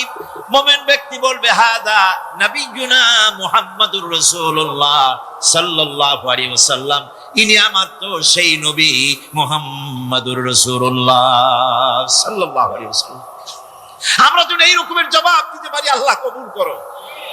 সকলে জোরে বলেন আমিন। জবাব হয়ে যাওয়ার পর গায়ব থেকে আওয়াজ আসবে ফাফরিশু বিল জান্নাতি ওয়ালবিসু বিল জান্নাহ, ও আমার ফেরেশতারা আমার এই বান্দাকে জান্নাতের পোশাক পরায়া দাও, আর কবরটাকে জান্নাতের বিছানা বিছায়া দাও। জান্নাতের পোশাক পরায় দাও, জান্নাতের বিছানা বিছায়া দাও। ইলা মাদ্দা বাসারিহি, তার চোখের দৃষ্টি যত দূর যায় কবরটা ততটা প্রশস্ত করে দাও। এরপর বেহেশতের পোশাক পরাইয়া, বেহেশতের বিছানা বিছায়া ফেরেশতা বলবে নুম কানাউমুল উরুস, ঘুমিয়ে যাও। দুলামিয়া যেমন বাসর সজ্জায় নতুন বউ নিয়ে আরামে ঘুমায়, এরকম আরামে ঘুমায় যাও। ইলা ইয়াউমিল কিয়ামা, কিয়ামত পর্যন্ত ঘুমায় থাকবে, আরামে ঘুমিয়ে থাকবে। এরপরে সিংহায় ফুৎকার হবে, সিংহার ফুৎকারের আওয়াজে তার ঘুম ভেঙে যাবে। বলবে ইয়া ওয়াইলানা মান বাআসানা মিন মারকাদিনা, হায় আফসোস, আমার এত আরামের ঘুম থেকে কে আমাকে জাগ্রত করলো, আমার ঘুমটারে নষ্ট করলো কে। আওয়াজ আসবে হাদা মা ওয়াদার রহমান ওয়া সাদাকাল মুরসালুন, এটা হচ্ছে রহমানের সেই ওয়াদা, আর মুরসালিনরা নবীরা সত্য কথাই বলেছিলেন, সেই কিয়ামত অনুষ্ঠিত হচ্ছে। আমার বন্ধুগণ, সেজন্য এই দুনিয়ার মোহে পড়ে থাকলে পরে দুনিয়ায় যারা অগ্রাধিকার দিবে দুনিয়াকে পরকালের তুলনায়, জবাব দিতে পারবে না কবরের ভিতরে গিয়া। আর যারা পরকালকে অগ্রাধিকার দিবে, দুনিয়ার চাইতে পরকালকে বেশি অগ্রাধিকার দেবে, আর আল্লাহর ভয় কলিজার ভিতরে রাখবে, কবরের জবাব সঠিকভাবে দিতে পারবে, কিয়ামতের দিন আল্লাহ রাব্বুল আলামিন তাদের জন্য জান্নাত দান করবেন। জোরে বলেন আমিন। দুনিয়াটা হচ্ছে দুনিয়া যেখানে আমরা আছি। আমি আগেই বলেছি দুনিয়া হচ্ছে আত্মা শব্দ থেকে এর উৎপত্তি হয়েছে, তুচ্ছ নিকৃষ্ট, এটার দাম নাই, এটার মূল্য নাই। হযরত ইবনে কাইয়িম রাহিমাহুল্লাহ নওয়ারাল্লাহু মারকাদাহু ওয়া জাআলাল জান্নাতা মাসওয়াহু, হযরত ইবনে কাইয়িম তিনি বলছেন, সুন্দর করে বলছেন দুনিয়া সম্পর্কে, মা মাদা ফিদ দুনিয়া আহলামুন ওয়ামা বাকিয়া মিনহা আমানি ওয়াল ওয়াক্তু বাইনাহুমা দাইউন। মা বাদা ফিদ দুনিয়া হালাম, জীবনের যে অংশ ফেলে এসেছি সেটা আজ একটা স্বপ্ন। ওয়ামা বাকিয়া মিনহা আমানি, আর জীবনের যে অংশ সামনে বাকি আছে সেটা এখন একটা আকাঙ্ক্ষা। ওয়াল ওয়াক্তু বাইনাহুমা দাইউন, আর এর মাঝখান থেকে সময় সব চলে যাচ্ছে। কত বড় কথা চিন্তা করেছেন? জীবনের যে অংশ ফেলে এসেছি তা আজকে স্বপ্ন, তা আজ কি বলেন? স্বপ্ন। আর সারা করার পর যেমন পরীক্ষা দেওয়ার একটা দিন আসে, সারা বছর ব্যবসা করার পর হিসাব নিকাশ করার যেমন একটা সময় আসে, সারা মাস চাকরি করার পর বেতন পাওয়ার যেমন একটা দিন আসে, সারা জীবন চাকরি করার পর পেনশন পাওয়ার যেমন একটা সময় আসে, অনুরূপ ভাবে এই দুনিয়া যেদিন শেষ হয়ে যাবে, আল্লাহ নির্ধারিত সময় শেষ হয়ে যাওয়ার পর একটা সময় আসবে যখন আল্লাহ রব্বুল আলামিন সব শেষ করে দিবেন, লন্ড ভন্ড হয়ে যাবে, কিছুই থাকবে না। কোরআনে কারীমে আল্লাহ সব বলেছেন, কোরআনে সব আল্লাহ বলে দিয়েছেন। আল্লাহ পাক বলেন এই পৃথিবীর সব কেমন ভাবে ধ্বংস হবে তার চিত্র আল্লাহ পাক কোরআনে কারীমে তুলে ধরেছেন। ইযাস সামাউ ফাতারাত ওয়া ইযাল কাওয়াকিবু তাসারাত ওয়া ইযাল বিহারু ফুজ্জিরাত ওয়া ইযাল কুবুরু বু'সিরাত। যখন আকাশসমূহ দীর্ণ বিদীর্ণ হয়ে যাবে, তারকাগুলি বিক্ষিপ্ত হয়ে ছিটকে পড়বে, আর সমুদ্রগুলি উচ্ছ্বসিত হয়ে পড়বে, কবরগুলি সব তার ভেতরে যা আছে উদ্গীরণ করে দেবে, তারকাগুলি স্থিমিত হয়ে যাবে। এরপরে সমস্ত আকাশগুলি কাতাইয়িস সিজিল্লি লিল কুতুব, কিতাবের পৃষ্ঠার মতো একটার পরে একটা ঠাস ঠাস করে পড়তে থাকবে, চূর্ণ বিচূর্ণ হয়ে ভেঙে চুরে একাকার হয়ে যাবে। পাহাড়গুলিকে উড়িয়ে দেওয়া হবে, চন্দ্র এবং সূর্য একাকার হয়ে যাবে। আল্লাহ রাব্বুল আলামিন বলেন ফাইদা বারিকাল বাসার ওয়া খাসাফাল কমার ওয়া জুমিআশ শামসু ওয়াল কমার। চক্ষু যখন বিস্ফারিত হয়ে যাবে, চাঁদ যখন তার আলো হারিয়ে ফেলবে, সূর্য যখন তার আলো হারিয়ে ফেলবে, চাঁদ আর সূর্য সব একাকার হয়ে যাবে, সেই সময়ের অবস্থাটা কি চিন্তা করো।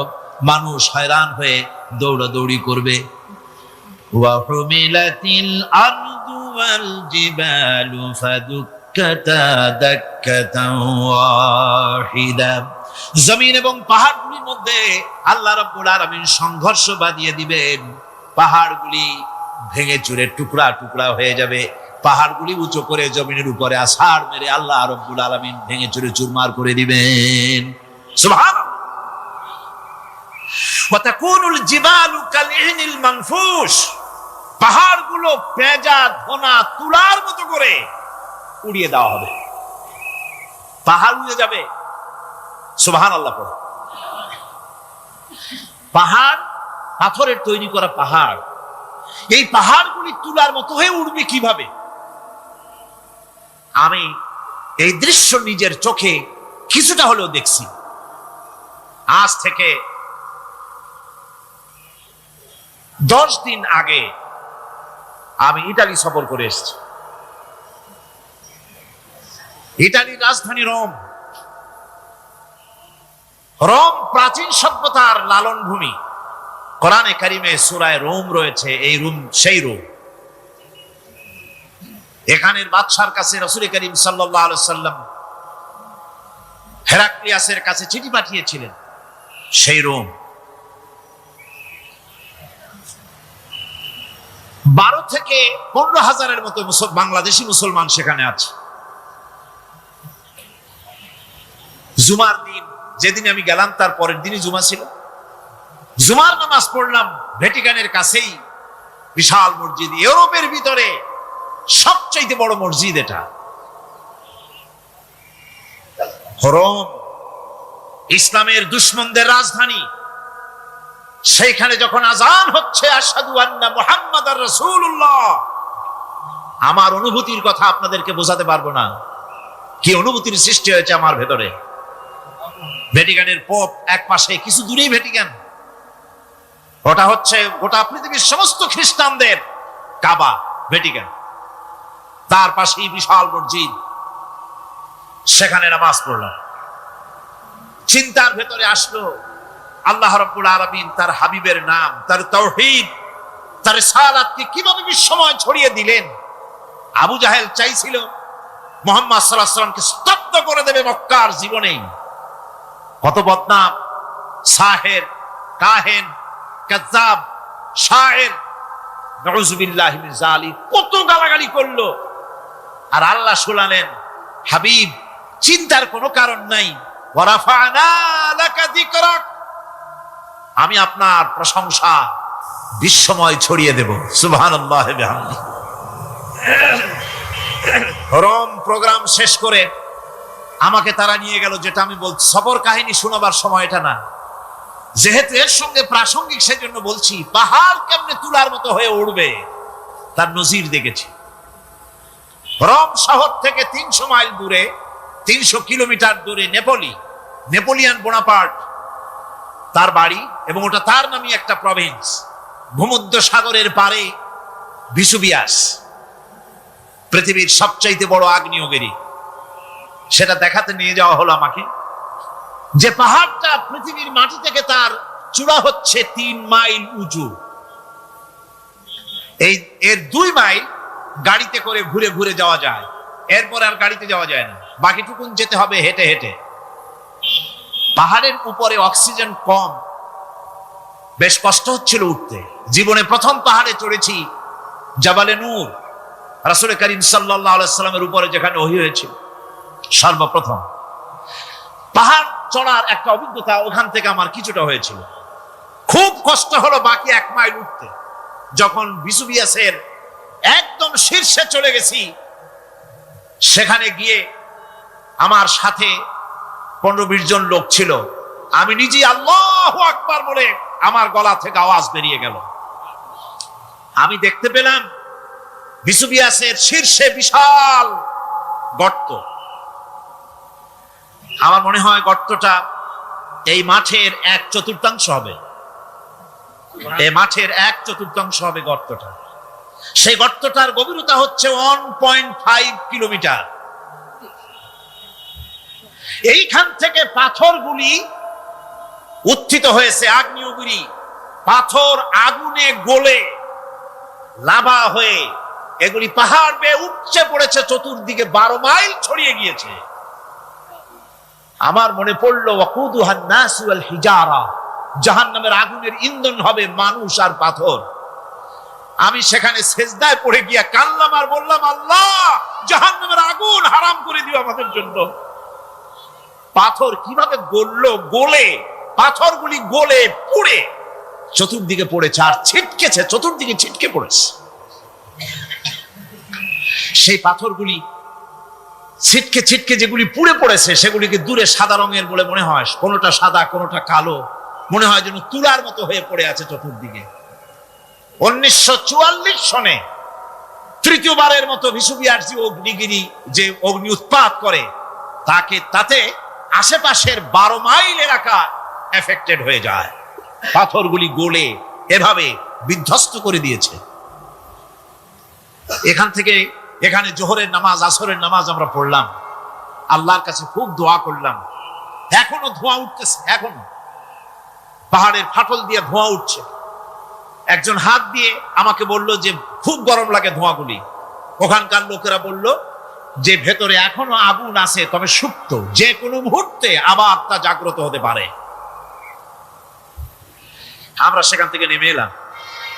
একটু কিছু দূর গিয়েই সেখানে হলো পম্পেই শহর। এই পম্পেই শহরটা হচ্ছে ঈসা আলাইহিস সালামের জন্মের 2000 বছর আগে এই শহর তৈরি হয়।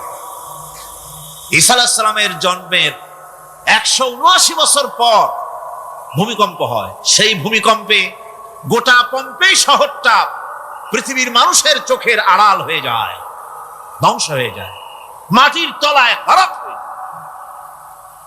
আজ থেকে 200 বছর আগে মাটি খনন করতে গিয়ে এই শহর আবিষ্কৃত হয়।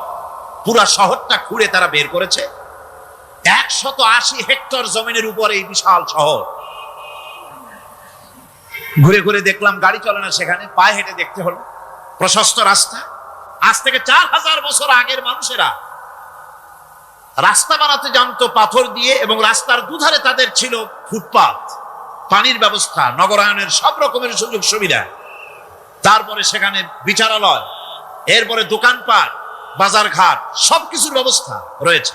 বিশাল বিশাল পাথরগুলি দিয়ে পিলার তৈরি করা। ভাবলাম এই পিলারগুলি, এই পাথরগুলি তারা কিভাবে ক্রেন ছাড়া এত উপরে উঠালো কি করে, আমার মাথায় আসলো না। পাথর কেটে কেটে সুন্দর সুন্দর অঙ্কন শিল্প তারা করেছে। এরপরে ঘুরতে ঘুরতে বাদশার রাজার বাড়িতে গিয়ে ঢুকলাম। সেখানে গিয়ে দেখলাম উলঙ্গ এত মূর্তি পাথরের তৈরি করা, পাথর কেটে কেটে দেওয়ালে যৌন মিলনের এমন কোন অশ্লীল ছবি নাই যা তারা সেখানে তৈরি করে নাই। উলঙ্গ মূর্তি আর উলঙ্গ যৌন মিলনের অসংখ্য ছবি দিয়ে এই এলাকা ভরা। তখন আমি বুঝলাম আল্লাহর গজব হওয়ার কারণটা কি, এই শহরটা মাটির নিচে হরক হয়ে যাওয়ার কারণটা কি। আল্লাহ পাক জেনা ব্যভিচার যে দেশে বেশি হয় আল্লাহ পাক বরদাস্ত করেন না। দুশ্চরিত্র যে দেশের মানুষ দুশ্চরিত্র হয়ে যায়, জেনা ব্যভিচার বেশি হতে থাকে, আল্লাহ হরক করে দেন, গজব দেন। এই গজব এক এক সময় এক এক রকমের হয়ে আসে। কখনো মাটির নিচে দাবায় দেন, কখনো মহামারী, কোন দেশে কলেরা, কোন দেশে জলোচ্ছ্বাস, কোথাও ভূমিকম্প, আর সর্বশেষ এই জেনা ব্যভিচারের জন্য আল্লাহ পাকের চূড়ান্ত, এই যৌনতার অশ্লীলতার জন্য চূড়ান্ত গজব বর্তমান বিশ্বের জন্য এইডস। আল্লাহ পাক এই গজব দিয়েছে। বন্ধুগণ, আমি সেই জায়গা, আমি সেখানে যা দেখলাম যে আল্লাহ পাক পাহাড়গুলিকে কিভাবে উড়াবেন এটা অস্বীকার করার কোনো উপায় নাই। বিশ্বাস তো করতামই, তবে হযরত ইব্রাহিম আলাইহিস সালাম যেমন বলেছিলেন, রব্বি আরিনি কাইফা তুহিল মাউতা, আয় আল্লাহ তুমি মরাকে জিন্দা করবে কেমনে? আল্লাহ পাক বলেন আওয়ালাম তুমিন, তুমি বিশ্বাস করো না? ইব্রাহিম আলাইহিস সালাম বললেন বালা, অবশ্যই বিশ্বাস করি, ওয়ালাকিন লিয়াতমাইন্না কলবি, যদি চোখে দেখতাম তাহলে আমার অন্তরাত্মা খুব ঠান্ডা হতো। আল্লাহ রাব্বুল আলামিন চোখে দেখায় দিলেন জিন্দা কেমনে মুর্দা হবে, মুর্দা কেমনে জিন্দা হবে, আল্লাহ দেখায় দিলেন। পাহাড় উড়ায় দিবেন আল্লাহ রাব্বুল আলামিন। একথা কলিজার মধ্যে এটার উপর ঈমান বিশ্বাস, কিন্তু আল্লাহ চোখে দেখাইছেন, ঈমান আরো মজবুত হয়েছে, যা ছিল আরো মজবুত হয়েছে। সুবহানাল্লাহ। আল্লাহর ভয়তে কলিজা কেঁপেছে। আমি পাহাড়ের উপরে কেঁদেছি, যার যার হয়ে কেঁদেছি। বন্ধুগণ, আল্লাহ সুবহানাহু ওয়া তাআলা এই জন্য বলেছেন কুল সিরু ফিল আরদ, আমার জমিন ঘোরো, ভালো করে দেখো, কাইফা কানা আকিবাতুল মুকাজ্জিবিন, মহাসত্যকে যারা অস্বীকার করেছে তাদের পরিণতি আমি কি করে দিয়েছি, এগুলি চোখে ভালো করে তাকায় দেখো। আমার বন্ধুগণ, সুতরাং এই পৃথিবীর অবসান হবে, এই পৃথিবী ধ্বংস হবে, এই পৃথিবী চূড়ান্ত ভাবে শেষ হয়ে যাবে। ও হ্যাঁ, আরেকটি কথা বলতে হয়, সেটা হচ্ছে যে এই রোম থেকে আরেকটু দূরে 900 মাইল দূরে হচ্ছে সিসিলি। 900 মাইল দূরে, সেখানে এই সিসিলি মুসলমানেরা শাসন করেছিল 350 বছর। সেই সিসিলিতে রয়েছে 360টা মসজিদ মুসলমানদের করা। সমস্ত মসজিদগুলি আজ তালা বন্ধ, একটা মসজিদও খোলা নাই। সেখানকার মুসলমানেরা ওয়াজ শুনতে এসেছিল রোমে। আমি তাদের জন্য পরামর্শ দিয়েছি যে গভর্নমেন্টের কাছে তোমরা দাবি জানাও যে অন্তত একটা মসজিদের দরজা আমাদের জন্য খুলে দাও। রোমের অবস্থানরত প্রবাসী বাংলাদেশি মুসলমানেরা আমাকে বলেছে, তাদের অনেকের বাড়ি চট্টগ্রামেও আছে, আমাকে বলেছে তাদের চোখে পানি আসছে বলার সময় যে চিরঙের তাফসীর মাহফিল যখন আসে কলজেটা কাঁদতে থাকে যাওয়ার জন্য। তো যাওয়া তো সম্ভব না এত দূর থেকে, আমাদের সালাম বলে দিবেন যত লোক আসবে, আর আমাদের জন্য দোয়া করতে বলবেন যেন এই রোমের ভিতরে আমরা ইসলামের আদর্শের ভিত্তিতে আমরা যেন চলতে পারি। আপনারা দোয়া করুন তাদের জন্য। ভাইরা আমার, এই পৃথিবী একদিন পরিসমাপ্তি ঘটবে এবং আল্লাহর দরবারে আমাদেরকে উঠতে হবে, এবং সেখানে আমাদের বিচার হবে। সেখানে আমাদের কি হবে? বিচার। আল্লাহ পাক বিচারটাকে নির্ভুল করার জন্য, সঠিক করার জন্য প্রত্যেকের গলায় আমলনামা ঝুলায় রাখছেন। এখানে রেকর্ডের ব্যবস্থা করা হয়েছে। আল্লাহ পাক বলছেন ওয়া কুল্লা ইনসানিন আলজামনাহু তাইরাহু ফি উনুকিহি ওয়া নুখরিজু লাহু ইয়াওমাল কিয়ামাতি কিতাবান ইয়ালকাহু মানশুরা। আল্লাহ পাক বলেন প্রত্যেকের ভালো মন্দ কর্মফল কর্মলিপি আমি তার গলায় ঝুলায় রেখেছি। কিয়ামতের দিন সে নিজের কাছে স্পষ্ট সব দেখতে পারবে, কোনো জিনিস বাদ পড়বে না। তার গলায় তার আমলনামা ঝুলানো আছে, সব রেকর্ড হতেছে। আমরা যা করছি সবগুলি রেকর্ড হয়ে যাচ্ছে। বর্তমান বিজ্ঞানীরা আবিষ্কার করেছে যে মানুষের শরীরের ভিতরে ডিএনএ আছে, রক্তের ভিতরে ডিএনএ, এটা একটা কোডন। মানুষের রক্তের ভিতরে ডিএনএ আছে, যেমন তার ব্রেনের ভিতরে কতগুলি কোষ আছে, এক একটা কোষ এক এক ধরনের কাজ করে, অনুরূপ ভাবে তার শরীরের ভিতরে রক্তের ভিতরে ডিএনএ আছে। এই ডিএনএটা কি? এই ডিএনএটা হচ্ছে, এই ডিএনএ একটা কম্পিউটারের মতো কাজ করতেছে। লোকটা কি করবে, কোথায় যাবে, সে ভালো হবে মন্দ হবে কি হবে, সব তার ডিএনএ এর মধ্যে রেকর্ডকৃত আছে। এটা বোঝার জন্য একটা সুন্দর দৃষ্টান্ত দেওয়া যায়। যেমন এই কাগজটাকে আপনারা মনে করুন একটা গাড়ির ব্লুপ্রিন্ট, একটা গাড়ির ব্লুপ্রিন্ট। এখানে লেখা আছে গাড়ি কিভাবে তৈরি হবে। এই কাগজটা নিয়ে ঘরের মধ্যে রেখে দিলেন।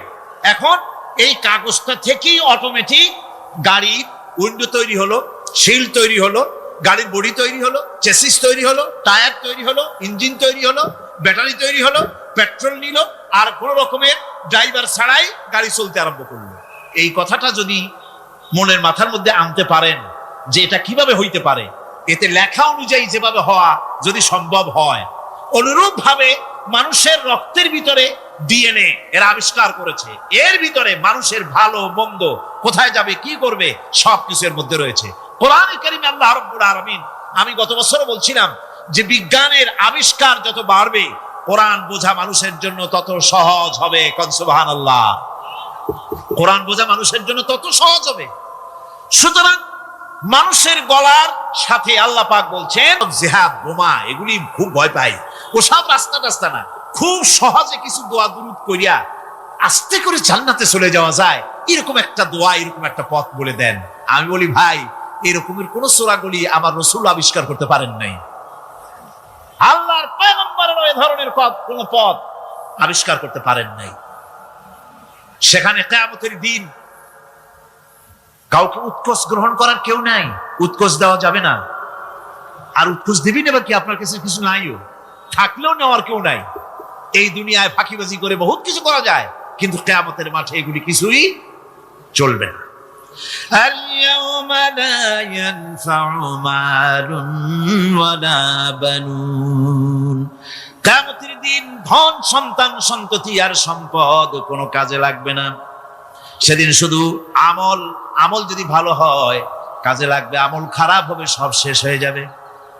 আল্লাহ রাব্বুল আলামিন নবীজিকে ডেকে বলেছেন, নবী আপনি বলেন, কুল মা কুনতু বিদআম মিনার রাসূল, আপনি বলুন আমি কোন নতুন রাসূল নই, আমার আগে অনেক নবী রাসূল পৃথিবীতে এসেছেন, তারা বিদায় হয়ে গেছেন। আমি জানি না কিয়ামতের দিন আল্লাহ রাব্বুল আলামিন আমার সাথে কি ব্যবহার করবেন, আর আমি এও জানি না যে কিয়ামতের দিন আল্লাহ পাক তোমাদের সাথে কি ব্যবহার করবেন।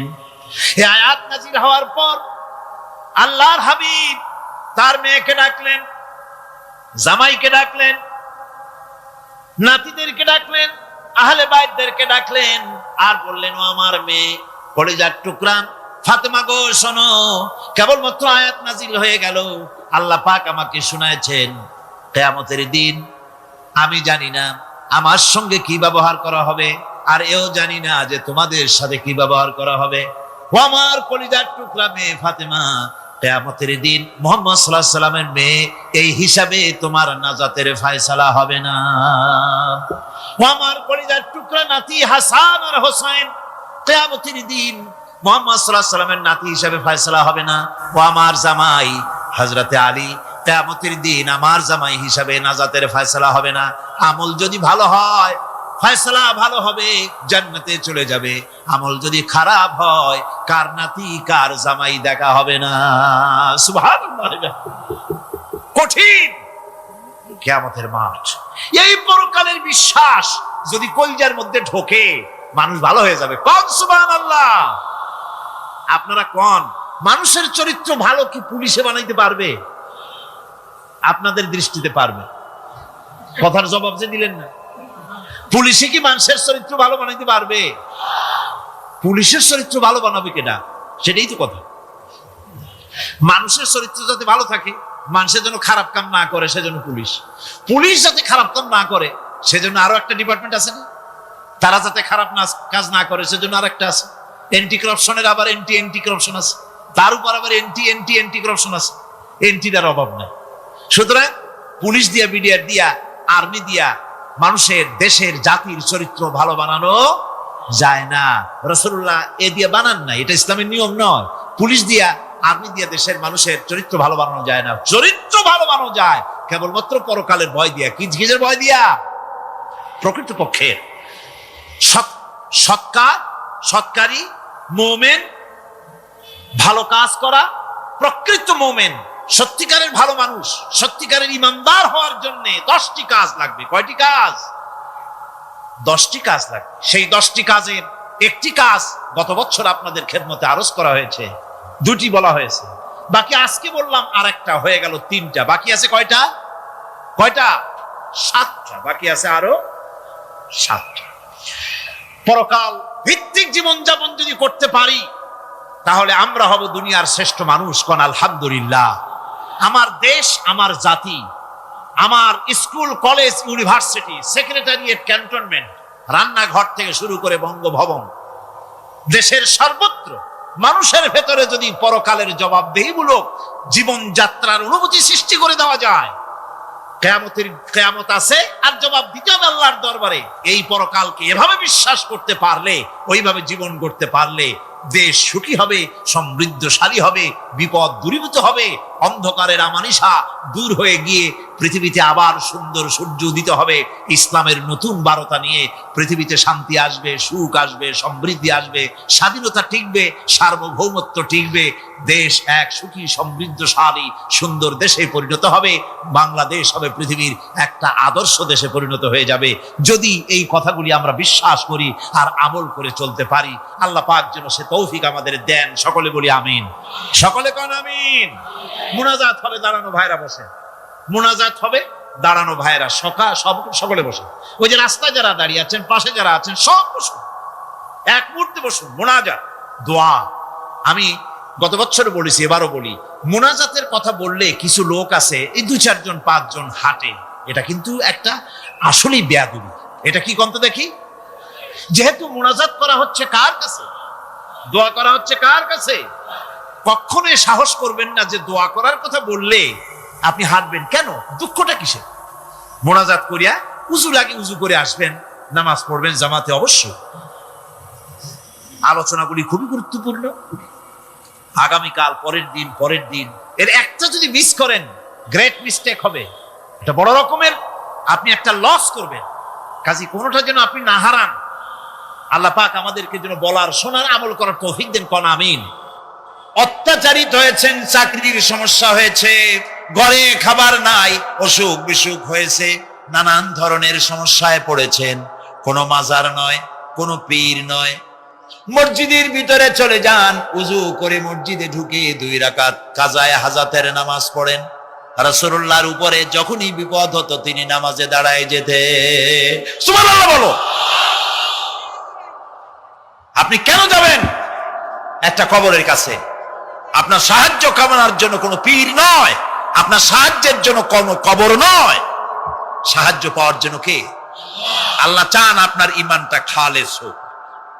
আল্লাহ তাআলা এটা বরদাস্ত করতে পারেন না যে মানুষ কারো কাছে গিয়া, আরেকজনের কাছে গিয়ে নথি স্বীকার করুক। আল্লাহ সহ্য করেন না। ইন্না শিরকা লা যুলমুন আযীম। শিরক হচ্ছে মস্ত বড় জুলম, অত্যাচার। আল্লাহ সব থেকে অপছন্দ করেন কোন গুনাহ? বলেন, শিরক। আল্লাহ সহ্যই করেন না। কেন করেন না? একটা যুক্তিতে আসে। যারা বিবাহ করেছেন, তাদের স্ত্রী যদি স্বামীর সাথে যে ধরনের হাসি খুশি প্রেমের আদান প্রদান করে, স্বামী ছাড়া যদি আরেকজন পুরুষের সাথে এরকমের ভাব বিনিময় করে, ফোনে কথা বলে, প্রেম করে, খুব সুন্দর করে ভালোবাসা দিয়ে যদি চিঠি লেখে অন্য পুরুষের কাছে অথবা প্রেম নিবেদন করে, তাহলে স্বামীদের অবস্থা কেমন হবে বলেন? এইটার জবাব দিতেও যদি দেরি হয় তো খুবই কুলক্ষণ। হ্যাঁ, ভয়ানক হবে, ভয়ানক হয়ে যাবে। নিজের চরিত্র যতই যা হোক, বউর চরিত্র ভালো চাই। আচ্ছা বলেন তো, স্ত্রী আপনার সঙ্গে যেভাবে প্রেমের হাসি হাসে, প্রেম নিবেদন করে, ওই রকম আরেকটা পুরুষের কাছে সাথে করলে আপনার সহ্য হয় না কেন?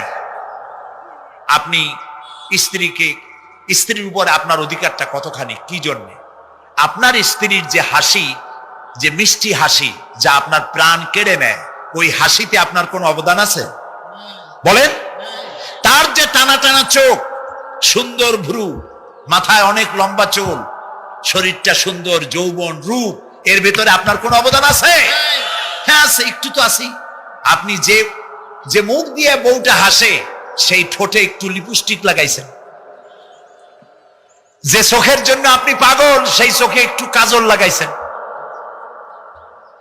শরীরটাকে পেঁচাবার জন্য সুন্দর একটা শাড়ি কিনে দিছেন। একটা শাড়ি দিয়ে, একটু লিপস্টিক কিনে দিয়ে, চুলের একটা ক্লিপ কিনে দিয়ে, একটা ভালো শাড়ি কিনে দিয়া স্ত্রীর উপরে যদি এত অধিকার আছে যে কোনদিন মৃত্যু পর্যন্ত কোন প্রেমের হাসি, ভালোবাসার আদান প্রদান আপনি ছাড়া আর কারো সাথে করতে পারবে না, এইটা যদি আপনার অধিকার এভাবে প্রতিষ্ঠিত হয়, তাহলে এই হাসি যিনি দিলেন, এই দাঁত, এই সুন্দর চোখ, এই রূপ, এই যৌবন আল্লাহ তাআলা দিলেন, তার সামনে কোনো পীর অথবা কবরের সামনে যদি হাত পাতে আল্লাহ বরদাস্ত করেন না। কথা কি বুঝে আসছে? কথা বুঝে আসছে? আলহামদুলিল্লাহ বলেন। আলহামদুলিল্লাহ। বুঝলেই আমাদের কষ্ট সার্থক। আলহামদুলিল্লাহ বলুন। আমরা যেন আল্লাহরে চিনতে পারি, বুঝতে পারি। আমার বিশ্বাস করুন, কোরআন আমার সামনে, আল্লাহর কসম, কোন জীবিত পীর, কোন মৃত্যু পীর আমার ভাগ্যের ভালো বা মন্দ করার কোন অধিকার রাখে না, রাখে না, রাখে না। কোন পীর ফু দিয়ে আমার ভাগ্যকে ভালো বানাই দিতে পারবে না, পারবে না, এবং আমার একটা চুলও বাঁকাও করতে পারবে না। খাইরিহি ওয়া শাররিহি মিনাল্লাহি তাআলা। আমার ভালো, আমার মন্দ করার একমাত্র মালিক কে? এক আঙ্গুল আকাশের দিকে উঁচু করে চিৎকার দিয়ে বলুন, কে? আবার বলেন, আবার বলেন, আবার বলুন। হাত নামান। আল্লাহ কবুল করুন, বলেন আমিন। আমার এই বক্তব্য দিয়ে আমি কোন পীরকে অমর্যাদা করছি না। পীর সাহেবদের কাছে পীর কোন শরীয়তের শব্দ নয়। কোরআন এবং হাদিসে কোথাও পীর বলে কোনো শব্দ নাই। এটি ফার্সি শব্দ। এই শব্দের অর্থ হলো বৃদ্ধ। তো পীর যদি বৃদ্ধ হয় ভালো কথা, তিনি যদি আলেম হন আরো ভালো কথা। কিন্তু বাপ পীর ছিল, উনিও সেই সুবাদে পীর, ইলেম নাই তো, না নিজের কাছেই তো টর্চ নাই। আপনাকে অন্ধকারে উনিও ম্যানহোলের মধ্যে পড়বে, আপনারে নিয়ে পড়বে। আলেম হইতে হবে, পীর যদি হয় আলেম হইতে হবে, এক নম্বর কথা। দুই নম্বর কথা হলো, তিনি ব্যবসায়ী হবেন না। ধর্মের নামে তিনি ব্যবসা করবেন না। তিনি মানুষকে হেদায়েতের পথ দেখাবেন, প্রয়োজনে জেলে যাবেন, প্রয়োজনে ফাঁসির মঞ্চে দাঁড়াবেন। তিনি নিজেকেই ইসলামের সব আমি করি, আর ইসলাম কারো কাছে নাই। যারা ইসলাম করলো 70-80 বছর ধরে, রাজনীতির পথ দেখালো, তারা ইসলামের দল না, ওনারটাই ইসলামের দল। এই ধরনের ফাজলামি বক্তব্য থেকে বিরত থাকতে হবে। এই ধরনের বেয়াদবিপূর্ণ বক্তব্য থেকে বিরত থাকতে হবে। আমার দোকানে খাঁটি ঘি পাওয়া যায়, আর কারো দোকানে খাঁটি ঘি পাওয়া যায় না। ইসলাম নিয়ে এই ধরনের মনোপলি বিজনেস করতে দেওয়া হবে না। প্রিয় ভাই সব, আমরা পীর সাহেবদের চিনি। পীর ছিলেন শাহজালাল রহমতুল্লাহ আলাইহি। সুবহানাল্লাহ। যুদ্ধ করা লাগে নাই, আজান দিয়েছেন, মূর্তির মাথা ভাঙ্গা চুর চুর হয়ে পড়ে গিয়েছে। গৌর গোবিন্দ পলায়া কুল পায় নাই। লোকেরা যায় তার মাজারে গিয়ে গজাল মাছ জিয়ারত করে আসে। কিন্তু তরবারিটা দেখে আসে না। দোধারি তরবারি এখনো আছে, সুবহানাল্লাহ বলেন। পীর ছিলেন হযরতে বাহাউদ্দিন নকশবন্দি, মুজাদ্দিদ আল ফিসানি রহমতুল্লাহ আলাইহি, বড় পীর আব্দুল কাদের জিলানী রহমতুল্লাহ আলাইহি, খাজা মঈনুদ্দিন চিশতি রহমতুল্লাহ আলাইহি, শাহজাহান আলী রহমতুল্লাহ আলাইহি, কত ওলিউল্লাহর মাজার দিয়ে আমার দেশ ভরা। আলহামদুলিল্লাহ কর। এরা একদিকে মানুষকে মুরিদ বানায়া মুরিদের টাকা দিয়ে নিজেদের পকেট ভরেন নাই, ওনারা এরকম করতেন না, এইরকম করতেন। আর রাসূলুল্লাহ বলেছেন এই রকমের হাতের মর্যাদা নাই, এই হাতের মর্যাদা। আমি পীর দেখছিলাম, বাইতুল শরীফের পীর হযরত শাহ আব্দুল জব্বার সাহেব, আল্লাহ তাআলা জান্নাতুল ফেরদাউসের মেহমান বানায়নি। এই বাংলাদেশে শত শত মসজিদ মাদ্রাসার এতিমখানা তৈরি করে গেছেন, সুবহানাল্লাহ। বৃষ্টির মৌসুমে চট্টগ্রামের বাড়ি তার, 14 বছর মাদ্রাসায় ওয়াজি দিয়া চট্টগ্রামে 14 বছর বুখারী শরীফ পড়িয়েছেন। কি মানের আলেম, খালি পীর না। মুরিদরা যত টাকা দিত এই টাকা দিয়ে বড় বড় মাদ্রাসা মসজিদ করেছেন। আর বৃষ্টির সময় সাথী সঙ্গী নিয়ে বস্তি এলাকায় যেতেন, পলিথিন দিয়া ছাওয়া, বাচ্চা আর তার স্বামী নিয়ে কাতরায় এক কোনায় বসে আছে, খাবার নাই, চাউল নাই, অসুস্থ, তাদের চাউল দিয়ে আসতেন, তাদের রান্না করার শাকসবজি দিয়ে আসতেন, ওষুধ দিয়ে আসতেন, হাড়ি পাতিল দিয়ে আসতেন। বন্যা হলে, তুফান হলে টাকা উজাড় করে যা মুরিদরা দিত সবগুলি উজাড় করে মানুষের খেদমত করতেন, সুবহানাল্লাহ। কাজী যারা জামায় অনেকগুলো পকেট সমানে নিতে থাকে আর ভরতে থাকে এইভাবে করে, এই ব্যবসায়ীদেরকে পরিত্যাগ করতে হবে। পীর হচ্ছে ওই সমস্ত লোক যারা নাকি ধর্মের নামে ব্যবসা করে না, বরং আল্লাহর দ্বীনকে প্রতিষ্ঠা করার জন্য কথা বলে। প্রিয় ভাই সব, আমাদের জেহেন সাফ করতে হবে, পরিষ্কার করে বুঝতে হবে আমার ভালো আমার মন্দ কে করতে পারেন? সম্রাট শাহজাহান নাম শুনেছেন? কোথার বাদশা বলে? দিল্লির সম্রাট। সম্রাট শাহজাহান পৃথিবী জোড়া নাম তার। কবি বলছেন, শাহনে জাহাं को जिन्हें फख्र से देते थे बाज, वाज कब्र में है सूरह अलहम्दु की मोहताज। যে শাহজাহানকে কর দিয়া ট্যাক্স দিতে পারলে জনগণ নিজেদেরকে গৌরবান্বিত বলে মনে করত, সেই শাহজাহান কবরে শুয়ে আছে, সূরা ফাতিহার মুহতাজ হয়ে আছে, সুবহানাল্লাহ। যদি কেউ আমার কবরের কাছ থেকে হাইটে যাইতো আর একটু সূরা ইখলাস পড়ে সবরে সানি করতো, আমি কিছু পাইতাম। আরে এই এতিম ফকির হয়ে শুয়ে আছে। এক ফকির দিল্লি ঘুরতেছে, একজন বলছে, ভাই তোমারে তো খয়রাত করে দেখতেছি, আমি সেই ছোটবেলা থেকে খালি তুমি খয়রাত করো। একটা জিনিস আপনারা মনে রাখবেন, গরিব, আজকে যারা গরিব পরিশ্রমের মধ্য দিয়ে কালকে তারা ধনী হতে পারে, কিন্তু যারা ভিক্ষুক, যারা ভিক্ষা করে, জিন্দেগিতে কোনোদিন তারা বড় হতে পারবে না। ভিক্ষা করা যাদের অভ্যাস, জীবনেও বাড়ি করতে পারবে না, জীবনেও ধনী হইতে পারবে না, কিন্তু গরিব ধনী হইতে পারবে। কারণ হলো আল্লাহর কাছে দুইটা বৈধ জিনিস অত্যন্ত ঘৃণিত। কয়টা? একটা হলো তালাক, আর একটা হলো ভিক্ষাবৃত্তি, মানুষের কাছে চাওয়া। আল্লাহ পছন্দ করেন না। তো ভিক্ষুক ঘুরতেছে, একটা লোক বলল, মিয়া তোমার তো সারা জীবনই খরচ করতে দেখি। খরচ করবো না, করবো কি? যার কাছে যাই সে দেয় 4 আনা 2 আনা 1 টাকা, এর বেশি তো দেয় না। এই দিয়ে আমি কেমনে বড় লোক? কয় যে তুমি বাদশারে চোখে দেখো না, বাদশারে চোখে দেখো না। কয় বাদশার কাছে কি আমার মতো লোক যাইতে পারে নাকি? কন্যা যাইতে হবে, যাও। বাদশা একবার যাবা, এমন দেওয়া দেবে জীবনে আর তোমার খরচ করা লাগবে না। পাতি শিয়ালের পিছনে ঘুরে তো লাভ নাই, পাতি শিয়ালে খায় মুরগি, তোমার একটা ঠ্যাং দেবে, দাঁতের খেলালের কাজ হবে না। বাঘের পিছনে ঘোরো, বাঘে খায় গরু আর হরিণ, একটা রান দিলে তুমি 1 সপ্তাহ খাইতে পারবে। কাজে ঘুরতে গিয়েও বোঝা উচিত কার সাথে ঘুরে। তো বলছে বাদশার কাছে যাও। তো বাদশারে পাবো কই? কই তো দেখলাম কেবল মসজিদে ঢুকলো। তারপরে ফকির গিয়ে দাঁড়ায় আছে বারান্দায়, দেখে যে উনি বাদশা ভেতরে বসে হাত তুলে আছে ভাবে, আর চোখ দিয়া পানি পড়ে দাড়ি ভিজে ভিজে পড়তেছে। নামাজ শেষ করে, মোনাজাত শেষ করে বাদশা বেরিয়েছেন। কোন বাদশা? শাহজাহান। বাইরে আসার পর ফকির বলল, আসসালামু আলাইকুম বলে ফকির রওনা করছে। বাদশা বলে, দাঁড়াও, তুমি যে রওনা করলা, তোমার তো ভিক্ষুক মনে হয়, আর লোকেরা যারা ভিক্ষুক না তারাও তো আমার কাছে চায়, আর তুমি তো ভিক্ষুক, চাইলে না কেন কিছু? ভিক্ষুক বলে, জাহাপানা, আমি কিছু চাইতে এসেছিলাম আপনার কাছে, কিন্তু আপনার করুণ অবস্থা দেখে আমার জ্ঞানের চোখ খুলে গিয়েছে। আমি দেখতে পেলাম আমি যার কাছে চাইতে এসেছি, আমি তো কান্দি না, হাতও পাতি নাই।